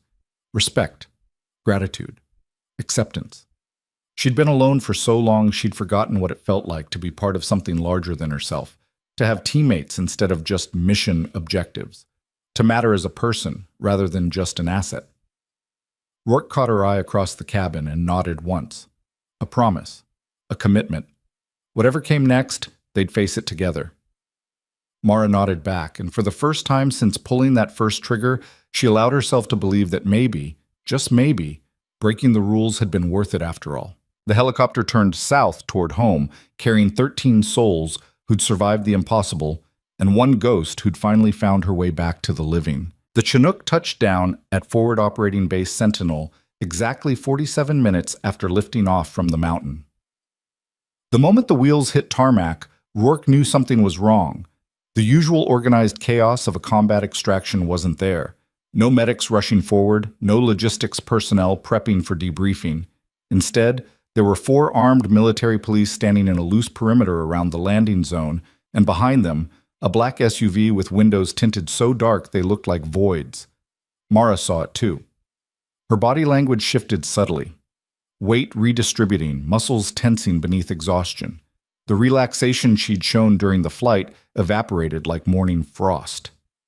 "That's not standard procedure," she said quietly, her voice barely audible over the dying whine of the helicopter's turbines. "No," Rourke agreed, "it's not." The crew chief appeared in the doorway, his expression carefully neutral in the way that meant he'd been given orders he didn't like but would follow anyway. "Captain Rourke, you and your team are to proceed directly to debriefing room 3. Medical attention will be provided there." He paused, his eyes flicking to Mara. "The female operator is to come with me, separate debrief." "Negative," Rourke said flatly. "She's with my team. We debrief together." "Sir, I have explicit orders." "I don't care what orders you have. She saved 12 American lives today. She's not going anywhere without me." The crew chief's jaw tightened. He glanced at the MPs, then back at Rourke, clearly calculating whether this was a fight he wanted to have with the special operations captain, who looked like he'd just walked out of hell and was in no mood for bureaucratic protocol. Before he could respond, the SUV's rear door opened. A woman stepped out, mid-40s, civilian clothes that somehow looked more military than actual uniforms, dark hair pulled back in a style that prioritized function over fashion. She moved with the controlled efficiency of someone who'd spent time in the field before graduating to positions where other people did the bleeding. She walked directly to the helicopter without acknowledging the MPs or the crew chief. "Captain Rourke," she said, her voice carrying the kind of authority that didn't need volume. "I'm Director Sarah Vance, Special Activities Division. I need to speak with Staff Sergeant Voss, now, alone." Mara went very still. Rourke stepped between them. With respect, ma'am, my team just survived an ambush that killed. He caught himself. His team had survived. Nobody had died. That nearly killed all of us. Sergeant Voss is the only reason we're having this conversation. So whatever this is about, it can wait until after proper medical attention and team debriefing. Vance's expression didn't change. Captain, I appreciate what Sergeant Voss did for your team, truly. But she violated protocols that exist for reasons you don't have clearance to understand. This isn't a request. Then get me clearance. That's not how this works. Then we have a problem.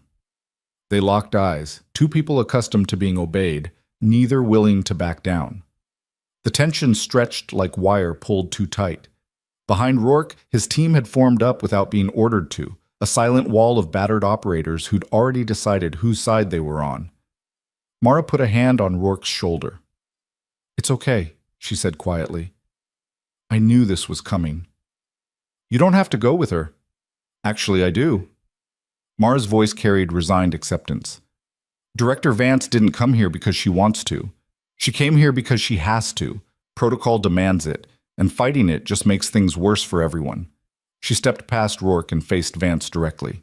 I'll come willingly, Mara said, but I wanted on record that Captain Rourke and his team had no knowledge of my operational status. They believed I was an unauthorized asset acting independently. Anything I did was my decision alone. Noted, Vance said. Then almost gently, Mara, you know how this works. Come quietly and we can handle this professionally. And if I don't come quietly, then those MPs have orders to ensure compliance. Please don't make this harder than it already is. Mara looked back at Rourke one last time. Something passed between them, gratitude, regret, the acknowledgement that some battles couldn't be won with rifles and tactics. Thank you, she said, for climbing that mountain, for making me part of the count, for treating me like I mattered. You do matter, Rourke said. We'll see. She turned and walked toward the SUV with her head high and her shoulders square, looking nothing like a woman heading for a reckoning that could end her career and possibly her freedom. She looked like a soldier reporting for duty. Vance followed a half step behind, her expression unreadable. The SUV's door closed with the final sound of a cell locking. Rourke watched it drive away, every instinct screaming at him to do something, but tactical reality keeping his feet planted. Fighting here, now, would only make things worse. But he'd be damned if he'd abandon her to whatever machinery was about to grind her up for doing the right thing. Sir? Chen said quietly. Orders? Rourke turned to face his team, 12 exhausted faces looking at him for guidance in a situation that had no easy answers. Medical attention first, he said. Then we write the most detailed, accurate after-action report in the history of special operations. Every shot she fired, every life she saved, every impossible thing she did that kept us breathing.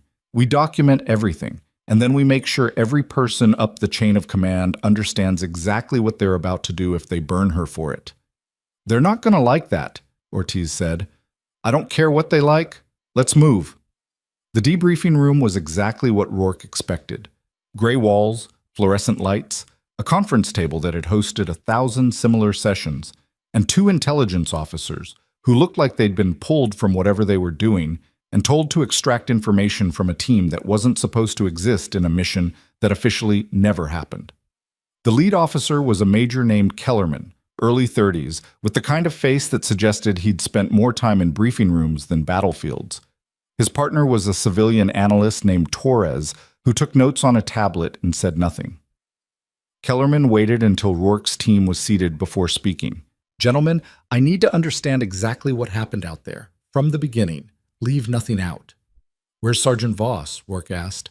That's not your concern. It is when she's the reason we're alive to have this conversation. Kellerman's expression tightened. Captain, I understand you've had a difficult day, but Sergeant Voss is being handled by people with appropriate clearance. Your concern is providing an accurate account of your mission. Our mission was a setup, Rourke said flatly. Someone fed us poisoned intelligence. Minimal security turned out to be a fortified position with 100+ hostiles who knew exactly when and where we'd be. Either your intelligence was catastrophically wrong, or someone deliberately walked us into a kill box. That got Kellerman's attention. He leaned forward, his bureaucratic detachment replaced by something sharper. That's a serious accusation. It's a serious problem. My team was inserted on the basis of intelligence that bore no resemblance to ground truth. We were told minimal resistance. We found a prepared ambush with pre-positioned forces, coordinated tactics, and communications jamming. That doesn't happen by accident. Torres stopped typing and looked up for the first time. Are you suggesting the intelligence community deliberately compromised your operation? Kellerman's voice carried warning. This was dangerous territory. I'm suggesting someone did. Whether it was deliberate compromise or catastrophic incompetence, I can't say. But 12 operators nearly died because the information we relied on was either wrong or a lie. Kellerman sat back, his mind visibly working through the implications. A compromised operation was bad. A compromised operation that suggested insider involvement was a political nightmare that could destroy careers and trigger investigations that reached far beyond one failed mission. Walk me through it, he said. Everything. Start with the initial briefing. Rourke did. He walked them through every phase of the operation with clinical precision. The insertion, the rally point, the discovery that the target site was actually a trap, the communications blackout, the overwhelming enemy force. He detailed the tactical situation that had degraded from difficult to impossible in the span of minutes. Then he got to Mara. We were pinned down in a defensive position that couldn't hold. No comms, no air support, enemy forces closing from multiple directions. We were calculating how to break out when the shooting started from upslope. What shooting? Kellerman asked. Precision rifle fire from an elevated position approximately 800 meters from our location. Single shooter, taking out enemy commanders and heavy weapons operators. The shots were... Rourke paused, searching for words that could describe what he'd witnessed. They were beyond expert level. Each shot counted. Each target mattered. Whoever was shooting knew exactly how to dismantle an enemy formation.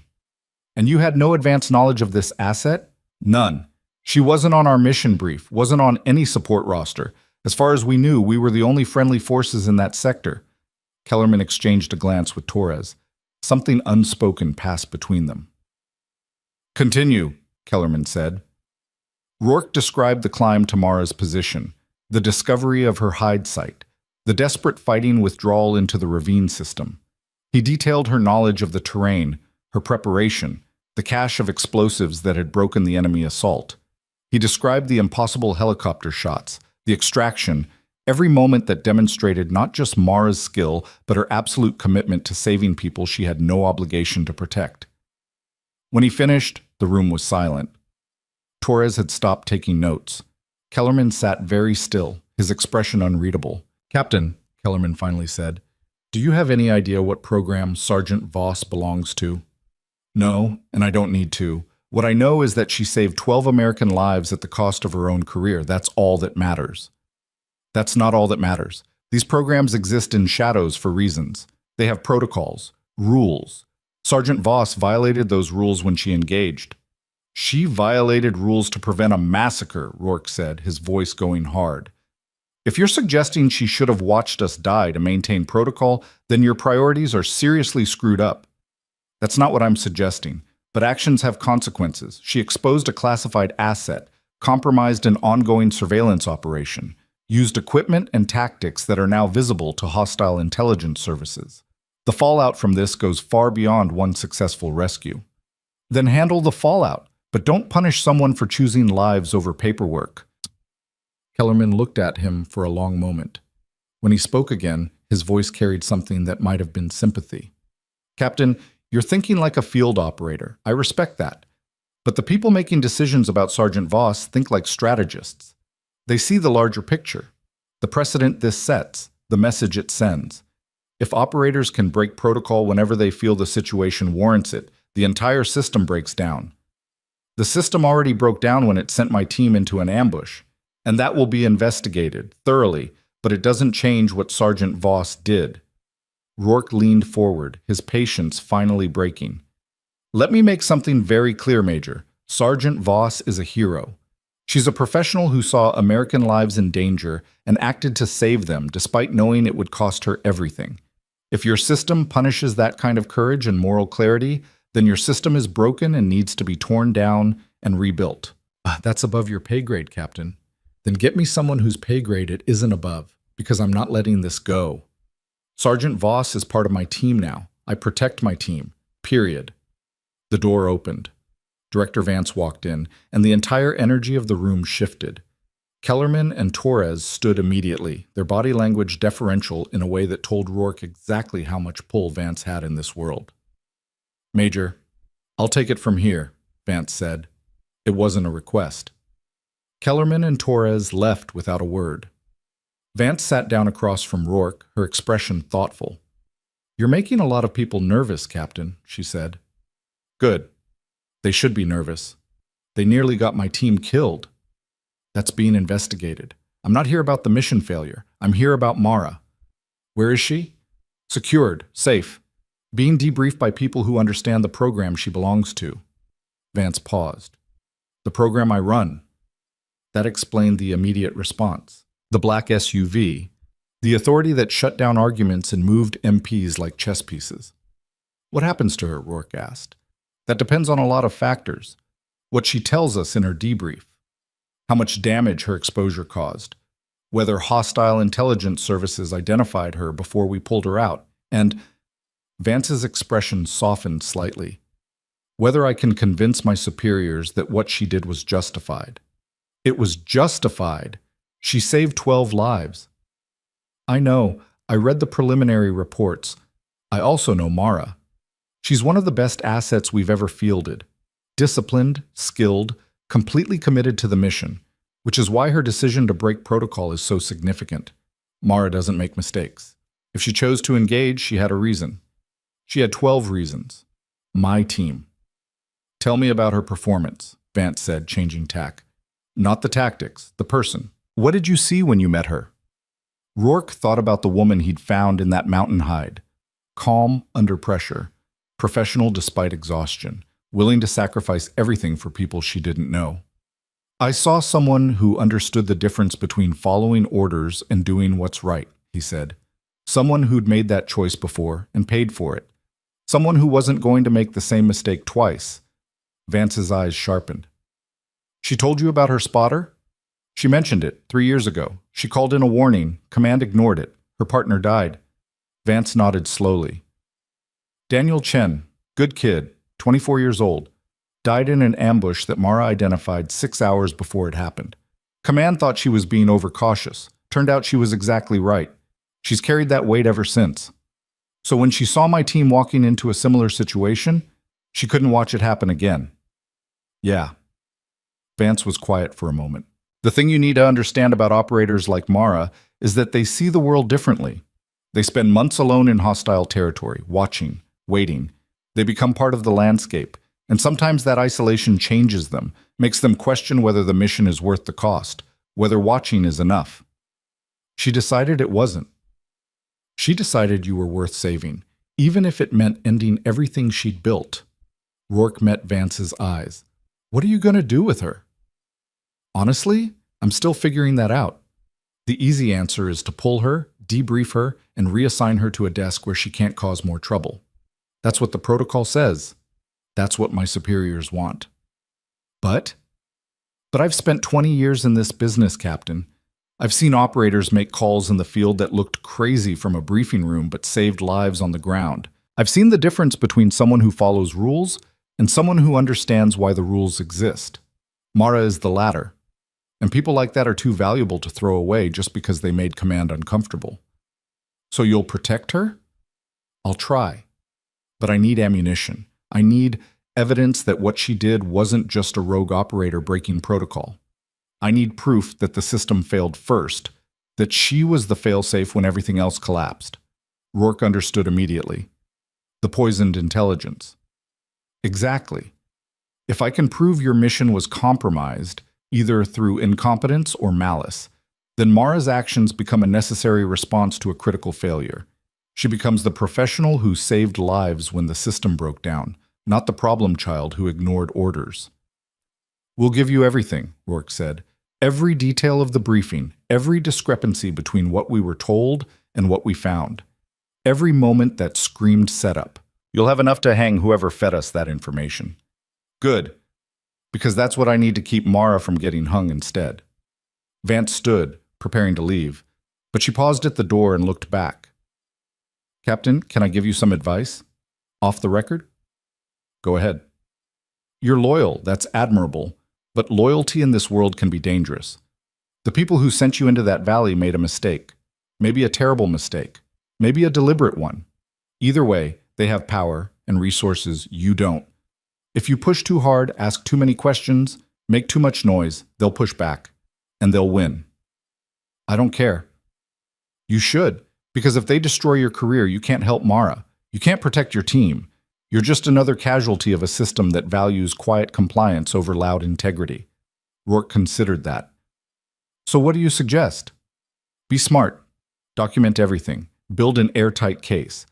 But let me run point. I have the clearances. I have the access. I can ask questions you can't without triggering defensive reactions. Trust me to fight this battle while you focus on keeping your team intact and ready." It went against every instinct Rourke had. Letting someone else fight while he stood back felt like abandonment, like betrayal. But Vance was right. This wasn't a firefight where the loudest voice and the most aggressive action won. This was a different kind of war, one fought in briefing rooms and classified reports, where the wrong move could end careers and bury truth under layers of national security classification. "Okay," Rourke said, "but I want regular updates. And if it looks like you're losing, we go loud. I'll burn every bridge I have to if that's what it takes." Vance smiled slightly. It was a tired smile. The smile of someone who'd fought these battles before and knew the cost. "I'd expect nothing less," she said. "Get some rest, Captain. You've earned it. And your team," she gestured toward the door where Rourke's operators waited. "Take care of them. They just survived something that should have killed them. The adrenaline will fade. The questions will come. Make sure they know they did everything right." She left. Rourke sat alone in the debriefing room for a long moment, processing everything that had happened in the past 12 hours. This morning, he'd been a captain running what should have been a routine operation. Now he was at the center of a shitstorm involving compromised intelligence, black programs, and a woman who'd sacrificed everything to save people she didn't know. The weight of it settled on his shoulders like physical pressure. He stood and walked out to where his team waited. They looked rough, bandages visible under hasty field dressing, exhaustion written in every line of their bodies, but their eyes were alert, watching, waiting for his lead. "How bad is it?" Chen asked quietly. "Bad, but manageable. Director Vance is on our side. She's going to investigate the intelligence failure and try to protect Mara from the bureaucratic fallout. And if she can't, then we make enough noise that they can't bury her quietly." Ortiz nodded slowly. "We're with you, sir. Whatever it takes." The others murmured agreement. These men had climbed a mountain under fire because Rourke had asked them to. They'd trust him through worse. "Get cleaned up," Rourke ordered. "Real food, real sleep. Tomorrow we start writing the most detailed AAR anyone's ever seen. We're going to document every moment of that mission, every decision, every bullet fired. And we're going to make sure the people reading it understand exactly what Sergeant Voss did and why it mattered." "Yes, sir." The team dispersed, heading for the medical bay and then the barracks. Rourke watched them go. These professionals who'd survived the impossible and were now facing a different kind of battle. The kind where the enemy wore suits instead of uniforms and killed careers instead of people. He thought about Mara, wherever she was, being debriefed, questioned, forced to justify actions that should have required no justification. Facing the machinery of a system that valued protocol over results, quiet compliance over loud courage. She'd saved them. Now it was his turn to return the favor. The investigation took 3 days. 3 days of interviews, document reviews, signal intelligence analysis, and the kind of deep forensic examination that pulled apart every aspect of the mission from initial tasking to final extraction. Rourke spent most of that time in briefing rooms, answering the same questions over and over, walking investigators through timelines and decisions until the words became mechanical. But he never deviated from the truth, never softened the criticism of the intelligence that had nearly killed them, never downplayed what Mara had done to pull them out. On the 4th day, Vance called him to her office. It was a small space, surprisingly austere for someone with her level of authority. No decorations except for a single photograph on the desk. Vance in field gear, younger, standing with a team of operators in some desert that could have been any of a dozen conflict zones. "Sit," she said without preamble. Rourke sat. Vance looked tired. The kind of tired that came from fighting battles against enemies who never had to set foot in the field themselves. "We found it," she said, "the source of the poisoned intelligence." Rourke leaned forward. "Who?" "Not who. What?" "It was a deliberate disinformation operation. Someone fed false intelligence into our collection system knowing it would be assessed as credible and passed up the chain. They created a perfect trap. Real facility, real weapons cache, but surrounded by forces that weren't in any of the satellite imagery or signals intercepts." "How is that possible?" "Because they knew our collection patterns, knew when our satellites passed overhead, knew which signals we monitored. They showed us exactly what we wanted to see and hid everything else." Vance's expression was grim. It was sophisticated, professional, the kind of operation that requires serious resources and inside knowledge. "You're saying someone with access to our intelligence methods deliberately set up my team to be killed?" "I'm saying someone created conditions where your team would be inserted into an ambush. Whether they specifically targeted you or whether you were just convenient, we don't know yet. But yes, this was deliberate." Rourke felt ice in his veins. "Do we know who?" "We have theories, nothing conclusive yet. But the investigation is ongoing and it goes high enough that people are getting very nervous." Vance paused. "Which brings me to Mara." "What about her?" "The official review board met this morning. I presented my findings about the intelligence compromise. Made it clear that your team was sent into a trap without adequate support or accurate information. Emphasized that Mara's intervention was the only reason 12 operators survived. And the board agreed that disciplinary action would be inappropriate given the circumstances. Mara is being officially reassigned. No court-martial, no punishment. She's being pulled from the surveillance program and transferred to a new assignment." Relief flooded through Rourke. "Where?" Vance smiled slightly. "That's up to you, actually. I made a recommendation, told them that Sergeant Voss demonstrated exceptional tactical judgment and field initiative, suggested she'd be wasted behind a desk, proposed that she be assigned to a unit that could use her skill set properly. You recommended her for my team." "I recommended her for special operations duty. Specifically for an operator slot with a team that already knows her capabilities and has proven they'll fight for her. If you want her, she's yours." Rourke felt something shift in his chest. Relief, gratitude, the sense that sometimes the system actually worked the way it was supposed to. "I want her," he said. "Good, because she's waiting outside. I thought you might want to tell her yourself." Vance stood and opened the office door. Mara walked in, and Rourke saw immediately that the past few days had been hard on her.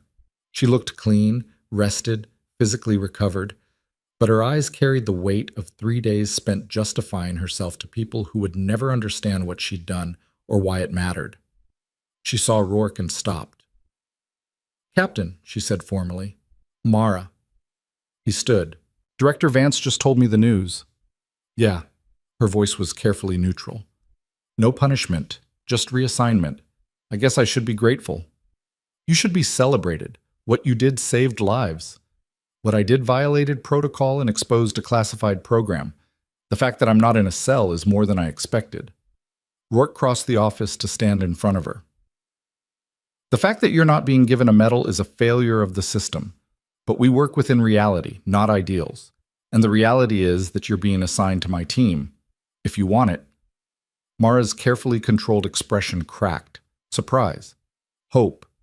Uncertainty. "Your team?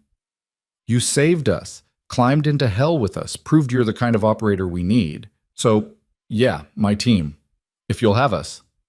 She looked at him for a long moment, those winter sky eyes searching his face for something. Whatever she found there must have been enough, because she nodded slowly.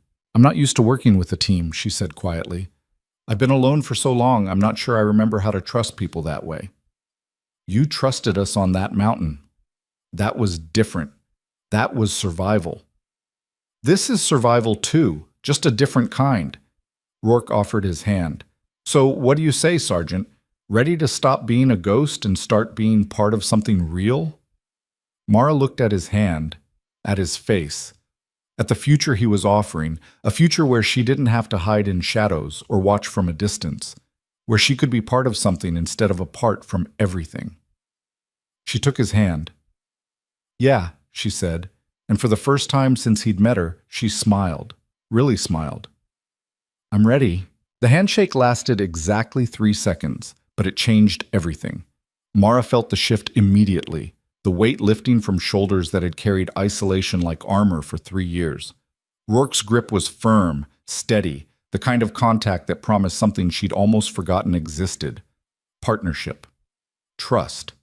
The knowledge that when the bullet started flying, someone would be there beside her instead of 800 meters away, watching through a scope. Vance cleared her throat, breaking the moment. Sergeant Voss, you're officially assigned to Captain Rourke's team effective immediately. Your security clearances will be adjusted accordingly. Your previous program classification remains sealed. As far as anyone outside this room is concerned, you were a specialized reconnaissance asset temporarily attached to support operations in that sector. And the truth? Mara asked. The truth stays buried where it belongs, for your protection as much as ours. Vance's expression softened slightly. You get a second chance, Mara. Most people in our line of work don't. Use it well. I will. Good. Captain Rourke, your team has 72 hours stand down for medical recovery and debriefing completion. After that, you're back on the rotation. Questions? Just one, Rourke said. The investigation into the intelligence compromise. How far up does it go? Vance's face went carefully neutral. That's above your clearance level now, but I can tell you this, people are paying attention, the kind of attention that makes careers end quietly and suddenly. Justice doesn't always look like you want it to, but it happens. It wasn't a satisfying answer, but it was honest, and Rourke had learned to value honesty over comfort. Understood, he said. Then you're dismissed. Get some rest, both of you. They walked out of Vance's office together, stepping into the fluorescent-lit corridor of the administrative building. The base was transitioning from day to evening shift, personnel moving with purpose, radios crackling with routine traffic. The familiar machinery of military life grinding forward regardless of what had happened in the mountains. Mara stopped just outside the door, looking around like she was seeing it all for the first time. You okay? Rourke asked. I'm not sure yet. 3 days ago I was living in a cave eating field rations and watching the valley through a scope. Now I'm... She gestured vaguely at the building around them. Part of something. It's strange. Strange good or strange bad? Strange like, I don't know how to do this anymore. Work with people. Trust them. Be part of a team instead of an observer watching from the outside. Rourke understood. He'd seen it before in operators who'd spent too long in isolated positions. The skills that made you good at solo operations. Self-reliance, emotional distance, the ability to make life or death decisions without consultation were the same skills that made you bad at teamwork. Then you learn, he said simply, same way you learned everything else, through repetition and failure and eventually getting it right. What if I can't? You climbed a mountain under fire to save people you'd never met. You broke every rule you had to save 12 lives. You've got the hardest part already. You give a damn. The rest is just mechanics. Mara smiled slightly. You make it sound simple. It's not simple, but it's possible. And you're not doing it alone this time. They walked across the base toward the team barracks, the evening air cool against skin that still remembered the mountain's bitter wind. Other personnel passed them, some offering nods of recognition to Rourke, others glancing curiously at Mara, this unfamiliar operator who'd appeared from nowhere and was now walking beside their captain like she belonged. Chen intercepted them halfway across the compound. He had fresh bandages on his left arm and moved with the slight stiffness that suggested bruised ribs, but his expression brightened when he saw Mara. Sergeant Voss, he said. Good to see you vertical and not in handcuffs. Good to be vertical and not in handcuffs, Mara replied. How's the team? Healing. Ortiz needed 12 stitches for that rock fragment. Kim's got a concussion from a near miss that rang her bell pretty good. Everyone else is banged up, but functional. We've been taking bets on whether they'd let you stay or disappear you to some black site in the desert. And who won? Nobody yet. We couldn't decide if you'd stay or if the captain would have to break you out. Chen's grin was genuine. Glad it didn't come to that. Breaking people out of black sites is above my pay grade. Mine too, Rourke said. She's assigned to the team now. Officially. Chen's eyebrows rose. Seriously? Seriously. Outstanding. Chen extended his hand to Mara. Welcome to the team. Fair warning. We are functional alcoholics who cope with trauma through dark humor and excessive PT. If you can't run 6 miles before breakfast while making inappropriate jokes, you'll fit right in. Mara shook his hand, something loosening in her chest. This was the part she'd forgotten, the camaraderie, the casual acceptance, the sense that you were part of something larger than yourself. I think I can manage that, she said. Good. Because the team wants to buy you a drink. Well, several drinks, possibly an entire bottle. You saved our asses, and we're not the kind of people who forget that. I'm not much of a drinker. Then you can watch us drink while we embarrass ourselves with increasingly exaggerated versions of what happened on that mountain. Chen's expression turned serious. But really, thank you for what you did up there. I know it cost you. It was worth it. Yeah, it was. They found the rest of the team in the common area of the barracks, a space that had been converted from military sterile to something resembling actual human habitation through years of small rebellions against regulation. Someone had hung curtains. Someone else had brought in furniture that didn't come from military surplus. There was even a small kitchen area where operators could make real food instead of surviving on DFAC meals and MREs. The entire team was there. Kim with a bandage covering the left side of her head, Ortiz with his arm in a sling. 8 others in various states of recovery, all of them looking up when Mara walked in. For a moment, nobody spoke. Then Ortiz stood and started clapping. The others joined in, a wave of applause that filled the small space, genuine and unforced. Mara stood in the doorway, completely unprepared for this. She'd spent 3 years being invisible, being forgotten, being the asset that nobody acknowledged and few people knew existed. This was the opposite of that. Speech, someone called out. Absolutely not, Mara said, but she was smiling, really smiling. Come on, you single-handedly took out 2 attack helicopters with a rifle. You've got to have something to say about that. I got lucky. Bullshit, Kim said from her position on the couch. I watched through binos. That wasn't luck. That was skill I didn't know was possible. Kim's right, another operator added. You made shots that physics says shouldn't work. We're pretty sure you're either a cyborg or some kind of supernatural entity that decided to help us out. Mara felt heat rising in her cheeks. She wasn't used to praise, wasn't comfortable being the center of attention. For 3 years, success meant nobody noticing you existed. Rourke rescued her. All right, let her breathe. She just got assigned to the team. You've got plenty of time to make her regret that decision. He caught Mara's eye. Grab some food. Relax. You've earned it. She did. Someone had ordered pizza, real pizza from a local place that delivered to the base, not the cardboard approximation served in the DFAC. Mara took a slice and found a seat in the corner where she could watch the team interact. Their dynamics were easy, practiced. They knew each other's rhythms, knew when to push and when to back off, knew how to turn horror into humor and trauma into bonding.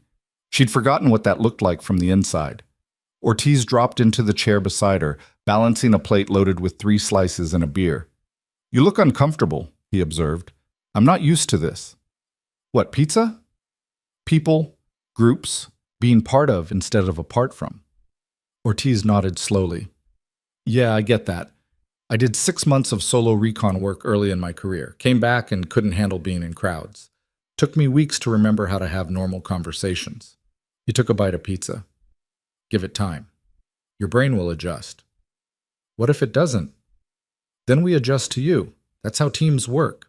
We're not all the same. Kim's an introvert who needs alone time to recharge. Chen processes stress through constant motion. If he's not moving, he's spiraling. I cope through humor that's probably unhealthy but keeps me functional. He gestured around the room. We're all broken in different ways. We just make it work. I shot my own teammate once, Mara said quietly. The words came out before she could stop them. Training exercise, live fire drill. My spotter moved into my line of fire at the wrong moment, and I didn't see him in time. The round went through his shoulder. He lived, but she stopped, surprised she'd shared that. It wasn't something she talked about, wasn't something anyone outside her old program knew. Ortiz didn't react with shock or judgment, just nodded like she'd told him something mundane. I froze during a firefight in my second deployment, he said. Complete lockup. Couldn't move, couldn't shoot, couldn't do anything except stand there while rounds snapped past my head. My team leader had to physically drag me to cover, saved my life, and probably died a little inside having to babysit me. What happened? I got help.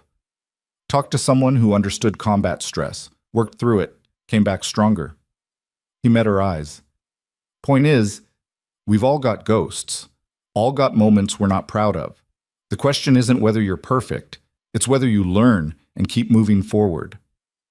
Mara looked around the room at these operators who'd survived the impossible with her. They were laughing now, sharing stories, probably exaggerating details the way soldiers always did. But underneath the humor was something real. Brotherhood. Family. The kind of bond that formed when you survived hell together and came out the other side still caring about each other. I can do that, she said. Keep moving forward. Good. Because we're going to need you. Ortiz stood, his plate empty. And for what it's worth, you're already one of us. You just need to convince yourself of that. The evening wore on. The pizza disappeared. Stories got more elaborate and less truthful with each telling. Someone produced a bottle of whiskey that was definitely not authorized on base, but somehow appeared anyway. Mara found herself relaxing degree by degree, the tension of 3 years of isolation slowly unwinding. Rourke watched from across the room, nursing a single beer and letting his team decompress in the way they needed. This was important. The bonding that happened after surviving something that should have killed you. The moment when the adrenaline faded and you looked around and realized you were still alive, and the people beside you were the reason why. Kim made her way over to where he stood. She's going to be good for us, Kim said quietly, once she figures out how to trust it. Yeah, I think so too. You know the team's already talking about her like she's been with us for years, right? Chen's already planning training scenarios that involve her providing overwatch. Ortiz wants her to teach him long-range shooting techniques. They've adopted her. She earned it. She did. But she's also fragile right now. 3 years alone does things to people. We need to be patient. Rourke glanced at Kim. When did you become the team therapist? When I took a psychology minor in college and discovered that understanding people is just as important as understanding tactics. She touched the bandage on her head absently. I'm just saying, be gentle. She's raw in ways that don't show on the surface. Noted. The celebration wound down around midnight. Operators drifted off to their racks, exhaustion finally overcoming adrenaline and alcohol. Mara stayed until the end, helping clean up in the way that suggested she was uncomfortable being the first to leave. Rourke found her in the small kitchen, washing dishes that could have been left for morning. You don't have to do that, he said. I know, but I want to. Feels normal. Normal's overrated. Maybe, but I'll take it right now. She dried her hands and turned to face him. Can I ask you something? Go ahead. Why did you climb that mountain? You could have used the chaos to extract, could have saved your team and left me to handle my own mess. But you didn't. Why? Rourke thought about how to answer that. The truth was complicated.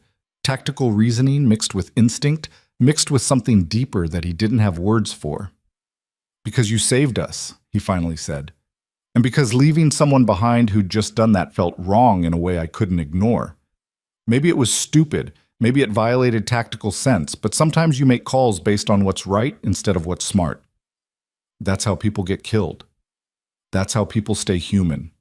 He met her eyes. You want to know the real reason? I saw what you did. Not just the shooting, anyone can pull a trigger. I saw you break your own rules to save people you didn't know. I saw courage that most operators never find. And I thought, if someone like that dies alone on a mountain because I chose the tactically sound option, then what the hell am I doing this for? Mara was quiet for a long moment. Thank you, she finally said, for seeing me, for choosing me, for making me part of something again. You chose us first. I just returned the favor.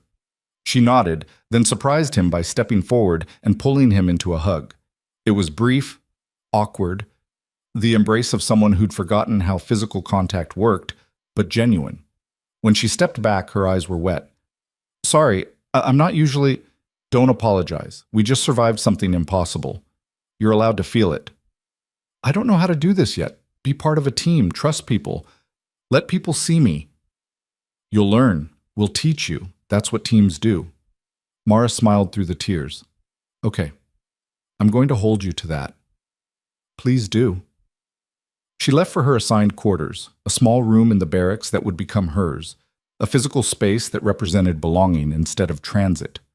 Rourke stayed in the kitchen, thinking about the past week and how quickly everything had changed. 7 days ago, he'd been planning a routine operation. Now he was at the center of an intelligence investigation, had gained one of the most skilled operators he'd ever seen, and was facing questions about loyalty and protocol that didn't have easy answers. But his team was alive. That was what mattered. Everything else was just details. The next 72 hours passed in a blur of medical checkups, paperwork, and the mandatory psychological evaluations that followed any operation where things went catastrophically wrong. Rourke sat through 3 separate interviews with counselors who wanted to talk about stress and trauma, and making sure he was processing things in healthy ways. He gave them the answers they needed to hear while keeping the truth buried where it belonged. Yes, he was sleeping fine. No, he wasn't having intrusive thoughts. Yes, he felt supported by his team and command. The lies came easily because he'd learned years ago that honesty in these sessions just meant more sessions. Mara struggled more with the evaluations. She'd spent 3 years training herself not to show emotion, not to form attachments, not to process trauma in ways that could compromise operational security. Undoing that programming in 72 hours wasn't possible. But she tried. Rourke found her on the 3rd day, sitting alone on a bench near the base perimeter, watching the sunset paint the horizon in shades of orange and red that reminded him too much of muzzle flashes and burning helicopters. "You okay?" he asked, sitting down beside her. "The psych evaluator told me I have significant emotional barriers consistent with prolonged isolation and unresolved grief. Apparently, I need to engage with my support network and develop healthy coping mechanisms." She said it in the flat, clinical tone of someone quoting a report they didn't agree with. That's a fancy way of saying you're human and you've been through hell. I know, but it doesn't make it easier. She was quiet for a moment. They asked me about Daniel, my spotter, the one who died. What did you tell them? The truth? That I blame myself? That I still blame myself? That I see his face every time I close my eyes and wonder if I could have done something different? Could you have? No. Command made the call. I just had to live with the consequences. She looked at him. Is it always like this? The guilt? The second guessing? The feeling that you should have been able to save everyone? Yeah, it is. Anyone who tells you it gets easier is lying. You just get better at carrying it. That's not very comforting. I'm not here to comfort you. I'm here to tell you the truth. Mara smiled slightly. I appreciate that. The evaluator kept trying to make me feel better, kept telling me it wasn't my fault, and I should forgive myself, and all these things that sound nice, but don't actually change anything. Guilt's not something you fix. It's something you use. You remember the people you couldn't save, and you make damn sure their deaths meant something. You get better, smarter, faster. You make choices that honor them instead of betray them.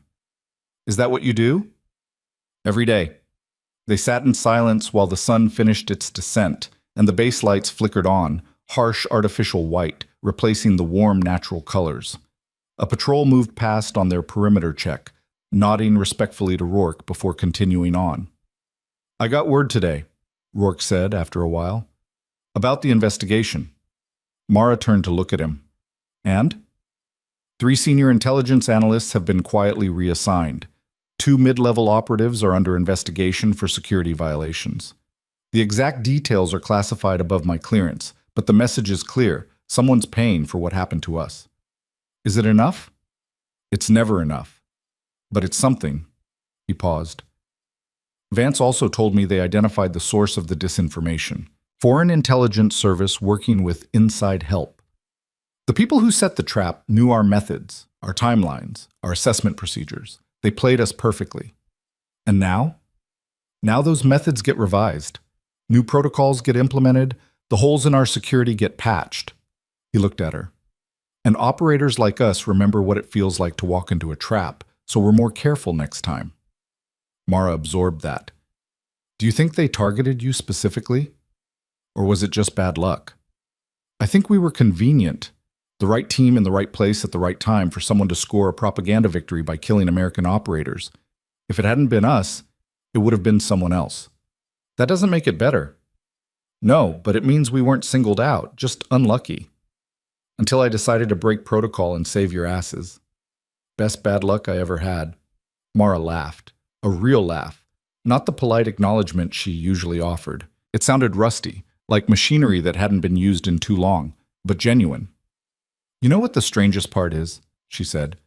For 3 years I told myself I was doing important work. Watching, reporting, providing intelligence that kept people safe. I believed it mattered. It did matter. But it didn't feel like it mattered. I was alone on a mountain sending reports into the void and trusting that someone somewhere was using that information to make good decisions. I never saw the results. Never knew if anything I did actually helped anyone. And now? Now I've seen it. I pulled 12 triggers and saved 12 lives. I know exactly what I accomplished because I was there. I saw your faces, heard your voices. Watched you survive because I made that choice. She shook her head slowly. I can't go back to the shadows after that. Can't go back to being invisible and pretending that's enough. You don't have to. You're part of something visible now. Something real. Yeah, I am. They sat until full dark, 2 operators processing trauma in the quiet way that military professionals did. Not through therapy speak or emotional processing, but through honest conversation and mutual understanding. Eventually Mara stood, stretched, and offered Rourke a hand up. Thank you, she said. For this. For letting me talk without trying to fix me. You're not broken. You're just adjusting, I know, but it helps to hear it. They walked back toward the barracks together, the base settling into its nighttime rhythm of reduced activity and heightened security. Tomorrow they'd return to training. Next week they'd be back on the rotation. The machinery of military life would grind forward regardless of what had happened on that mountain.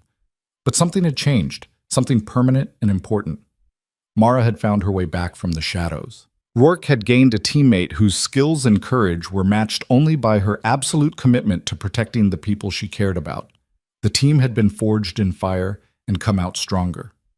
The next morning, Rourke assembled his team in the briefing room, all 13 operators, 12 who'd survived the mountain and 1 who'd saved them.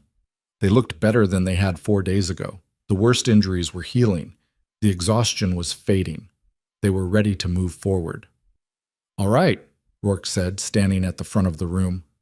Before we get back to normal operations, I need to say something.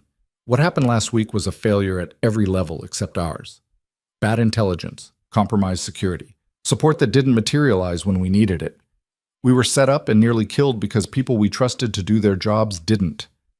The team listened in silence. But we survived. Not because we were lucky, not because the enemy made mistakes. We survived because we're professionals who know how to adapt when everything goes wrong. We survived because when our comms went down and our support evaporated, we fell back on training and teamwork and sheer stubborn refusal to die. He looked at Mara. And we survived because one operator decided that protocol mattered less than lives. Sergeant Voss broke every rule she had to pull us out of that kill box. She sacrificed her career, her cover, and her safety to save people she'd never met. That's not just courage. That's the kind of character this team is built on. Rourke turned back to the full team. So moving forward, we remember what we learned. We trust our instincts. We question bad intel. We look out for each other. And we never forget that sometimes the most important decision is the one that goes against protocol because it's right. He paused. Welcome to the team, Mara. You've already proven you belong here. Now we get to prove we're worthy of having you. The team stood as one, a gesture of respect and acceptance that needed no words.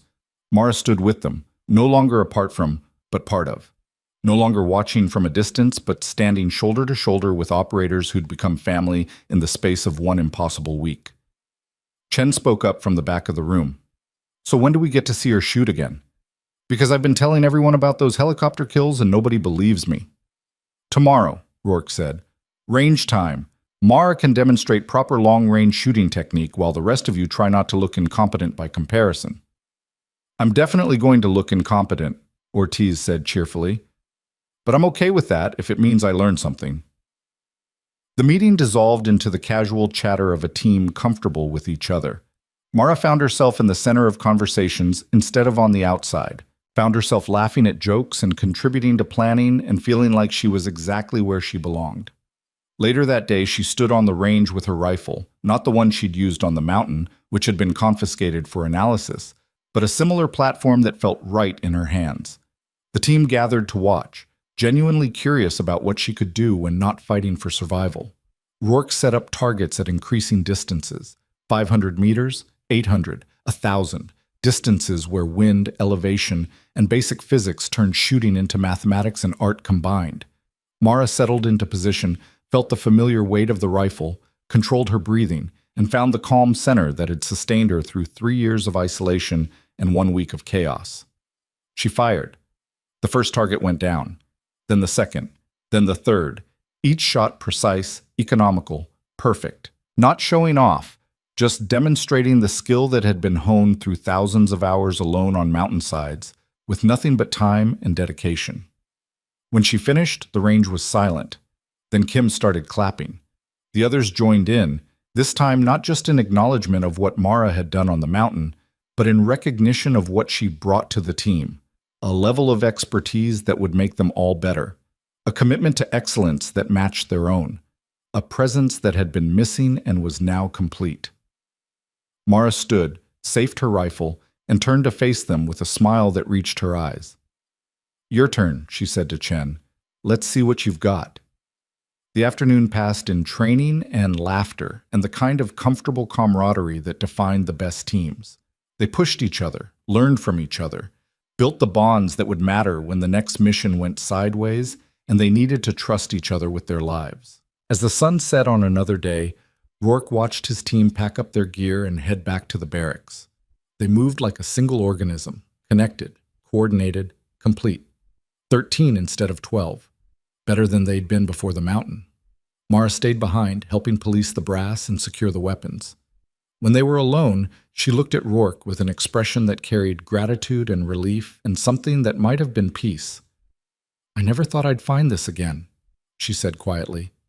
After Daniel died, after I went into the shadows, I convinced myself that solitude was strength, that needing people was weakness, that I was better off alone where I couldn't fail anyone or watch anyone fail. And now? Now I know I was wrong.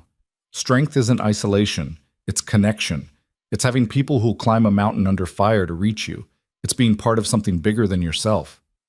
Welcome home, Mara. Yeah, home. They walked back together as darkness settled over the base and stars emerged in the clear sky above.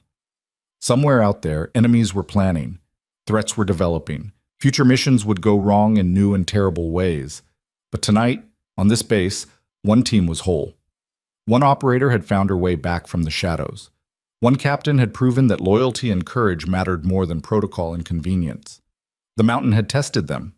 They'd survived. And in surviving, they'd found something worth fighting for: each other.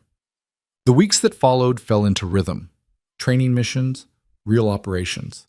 The endless cycle of preparation and execution that defined military life. Mara integrated into the team with surprising speed, her skills complementing theirs, her presence filling gaps they hadn't known existed. She taught them advanced observation techniques. They taught her room clearing and close-quarters combat. She showed them patience and precision. They showed her aggression and adaptability. Together, they became something more than the sum of their parts. 3 months after the mountain, Rourke sat in another briefing room, receiving another mission assignment. This time he read the intelligence with skeptical eyes. This time he asked hard questions. This time he made sure the support was real before committing his team. The lessons had been learned. That evening, he found Mara on the same bench where they'd talked months ago. She was watching the sunset again, but this time her expression was peaceful rather than haunted. "You doing okay?" he asked, sitting beside her. "Yeah, I really am." She smiled. "I got a message today from Director Vance. The investigation's closed. Everyone involved in the intelligence compromise has been dealt with. The security holes have been patched. It's over." "How do you feel about that?" "Relieved, grateful, ready to move forward." She paused. She also said something interesting. Said the program I was part of is being restructured. Less isolation, more integration with operational teams. They're calling it lessons learned from my case. Meaning you changed how they do business. Meaning I broke enough rules that they had to acknowledge maybe the rules needed breaking. Mara looked at him. Daniel didn't die for nothing. The changes they're making, they would have saved him. They'll save others. That's good. Yeah, it is. They sat in comfortable silence while the sun painted the sky in colors that no longer reminded Mara of muzzle flashes, but simply looked beautiful. "You know what I realized?" she said after a while.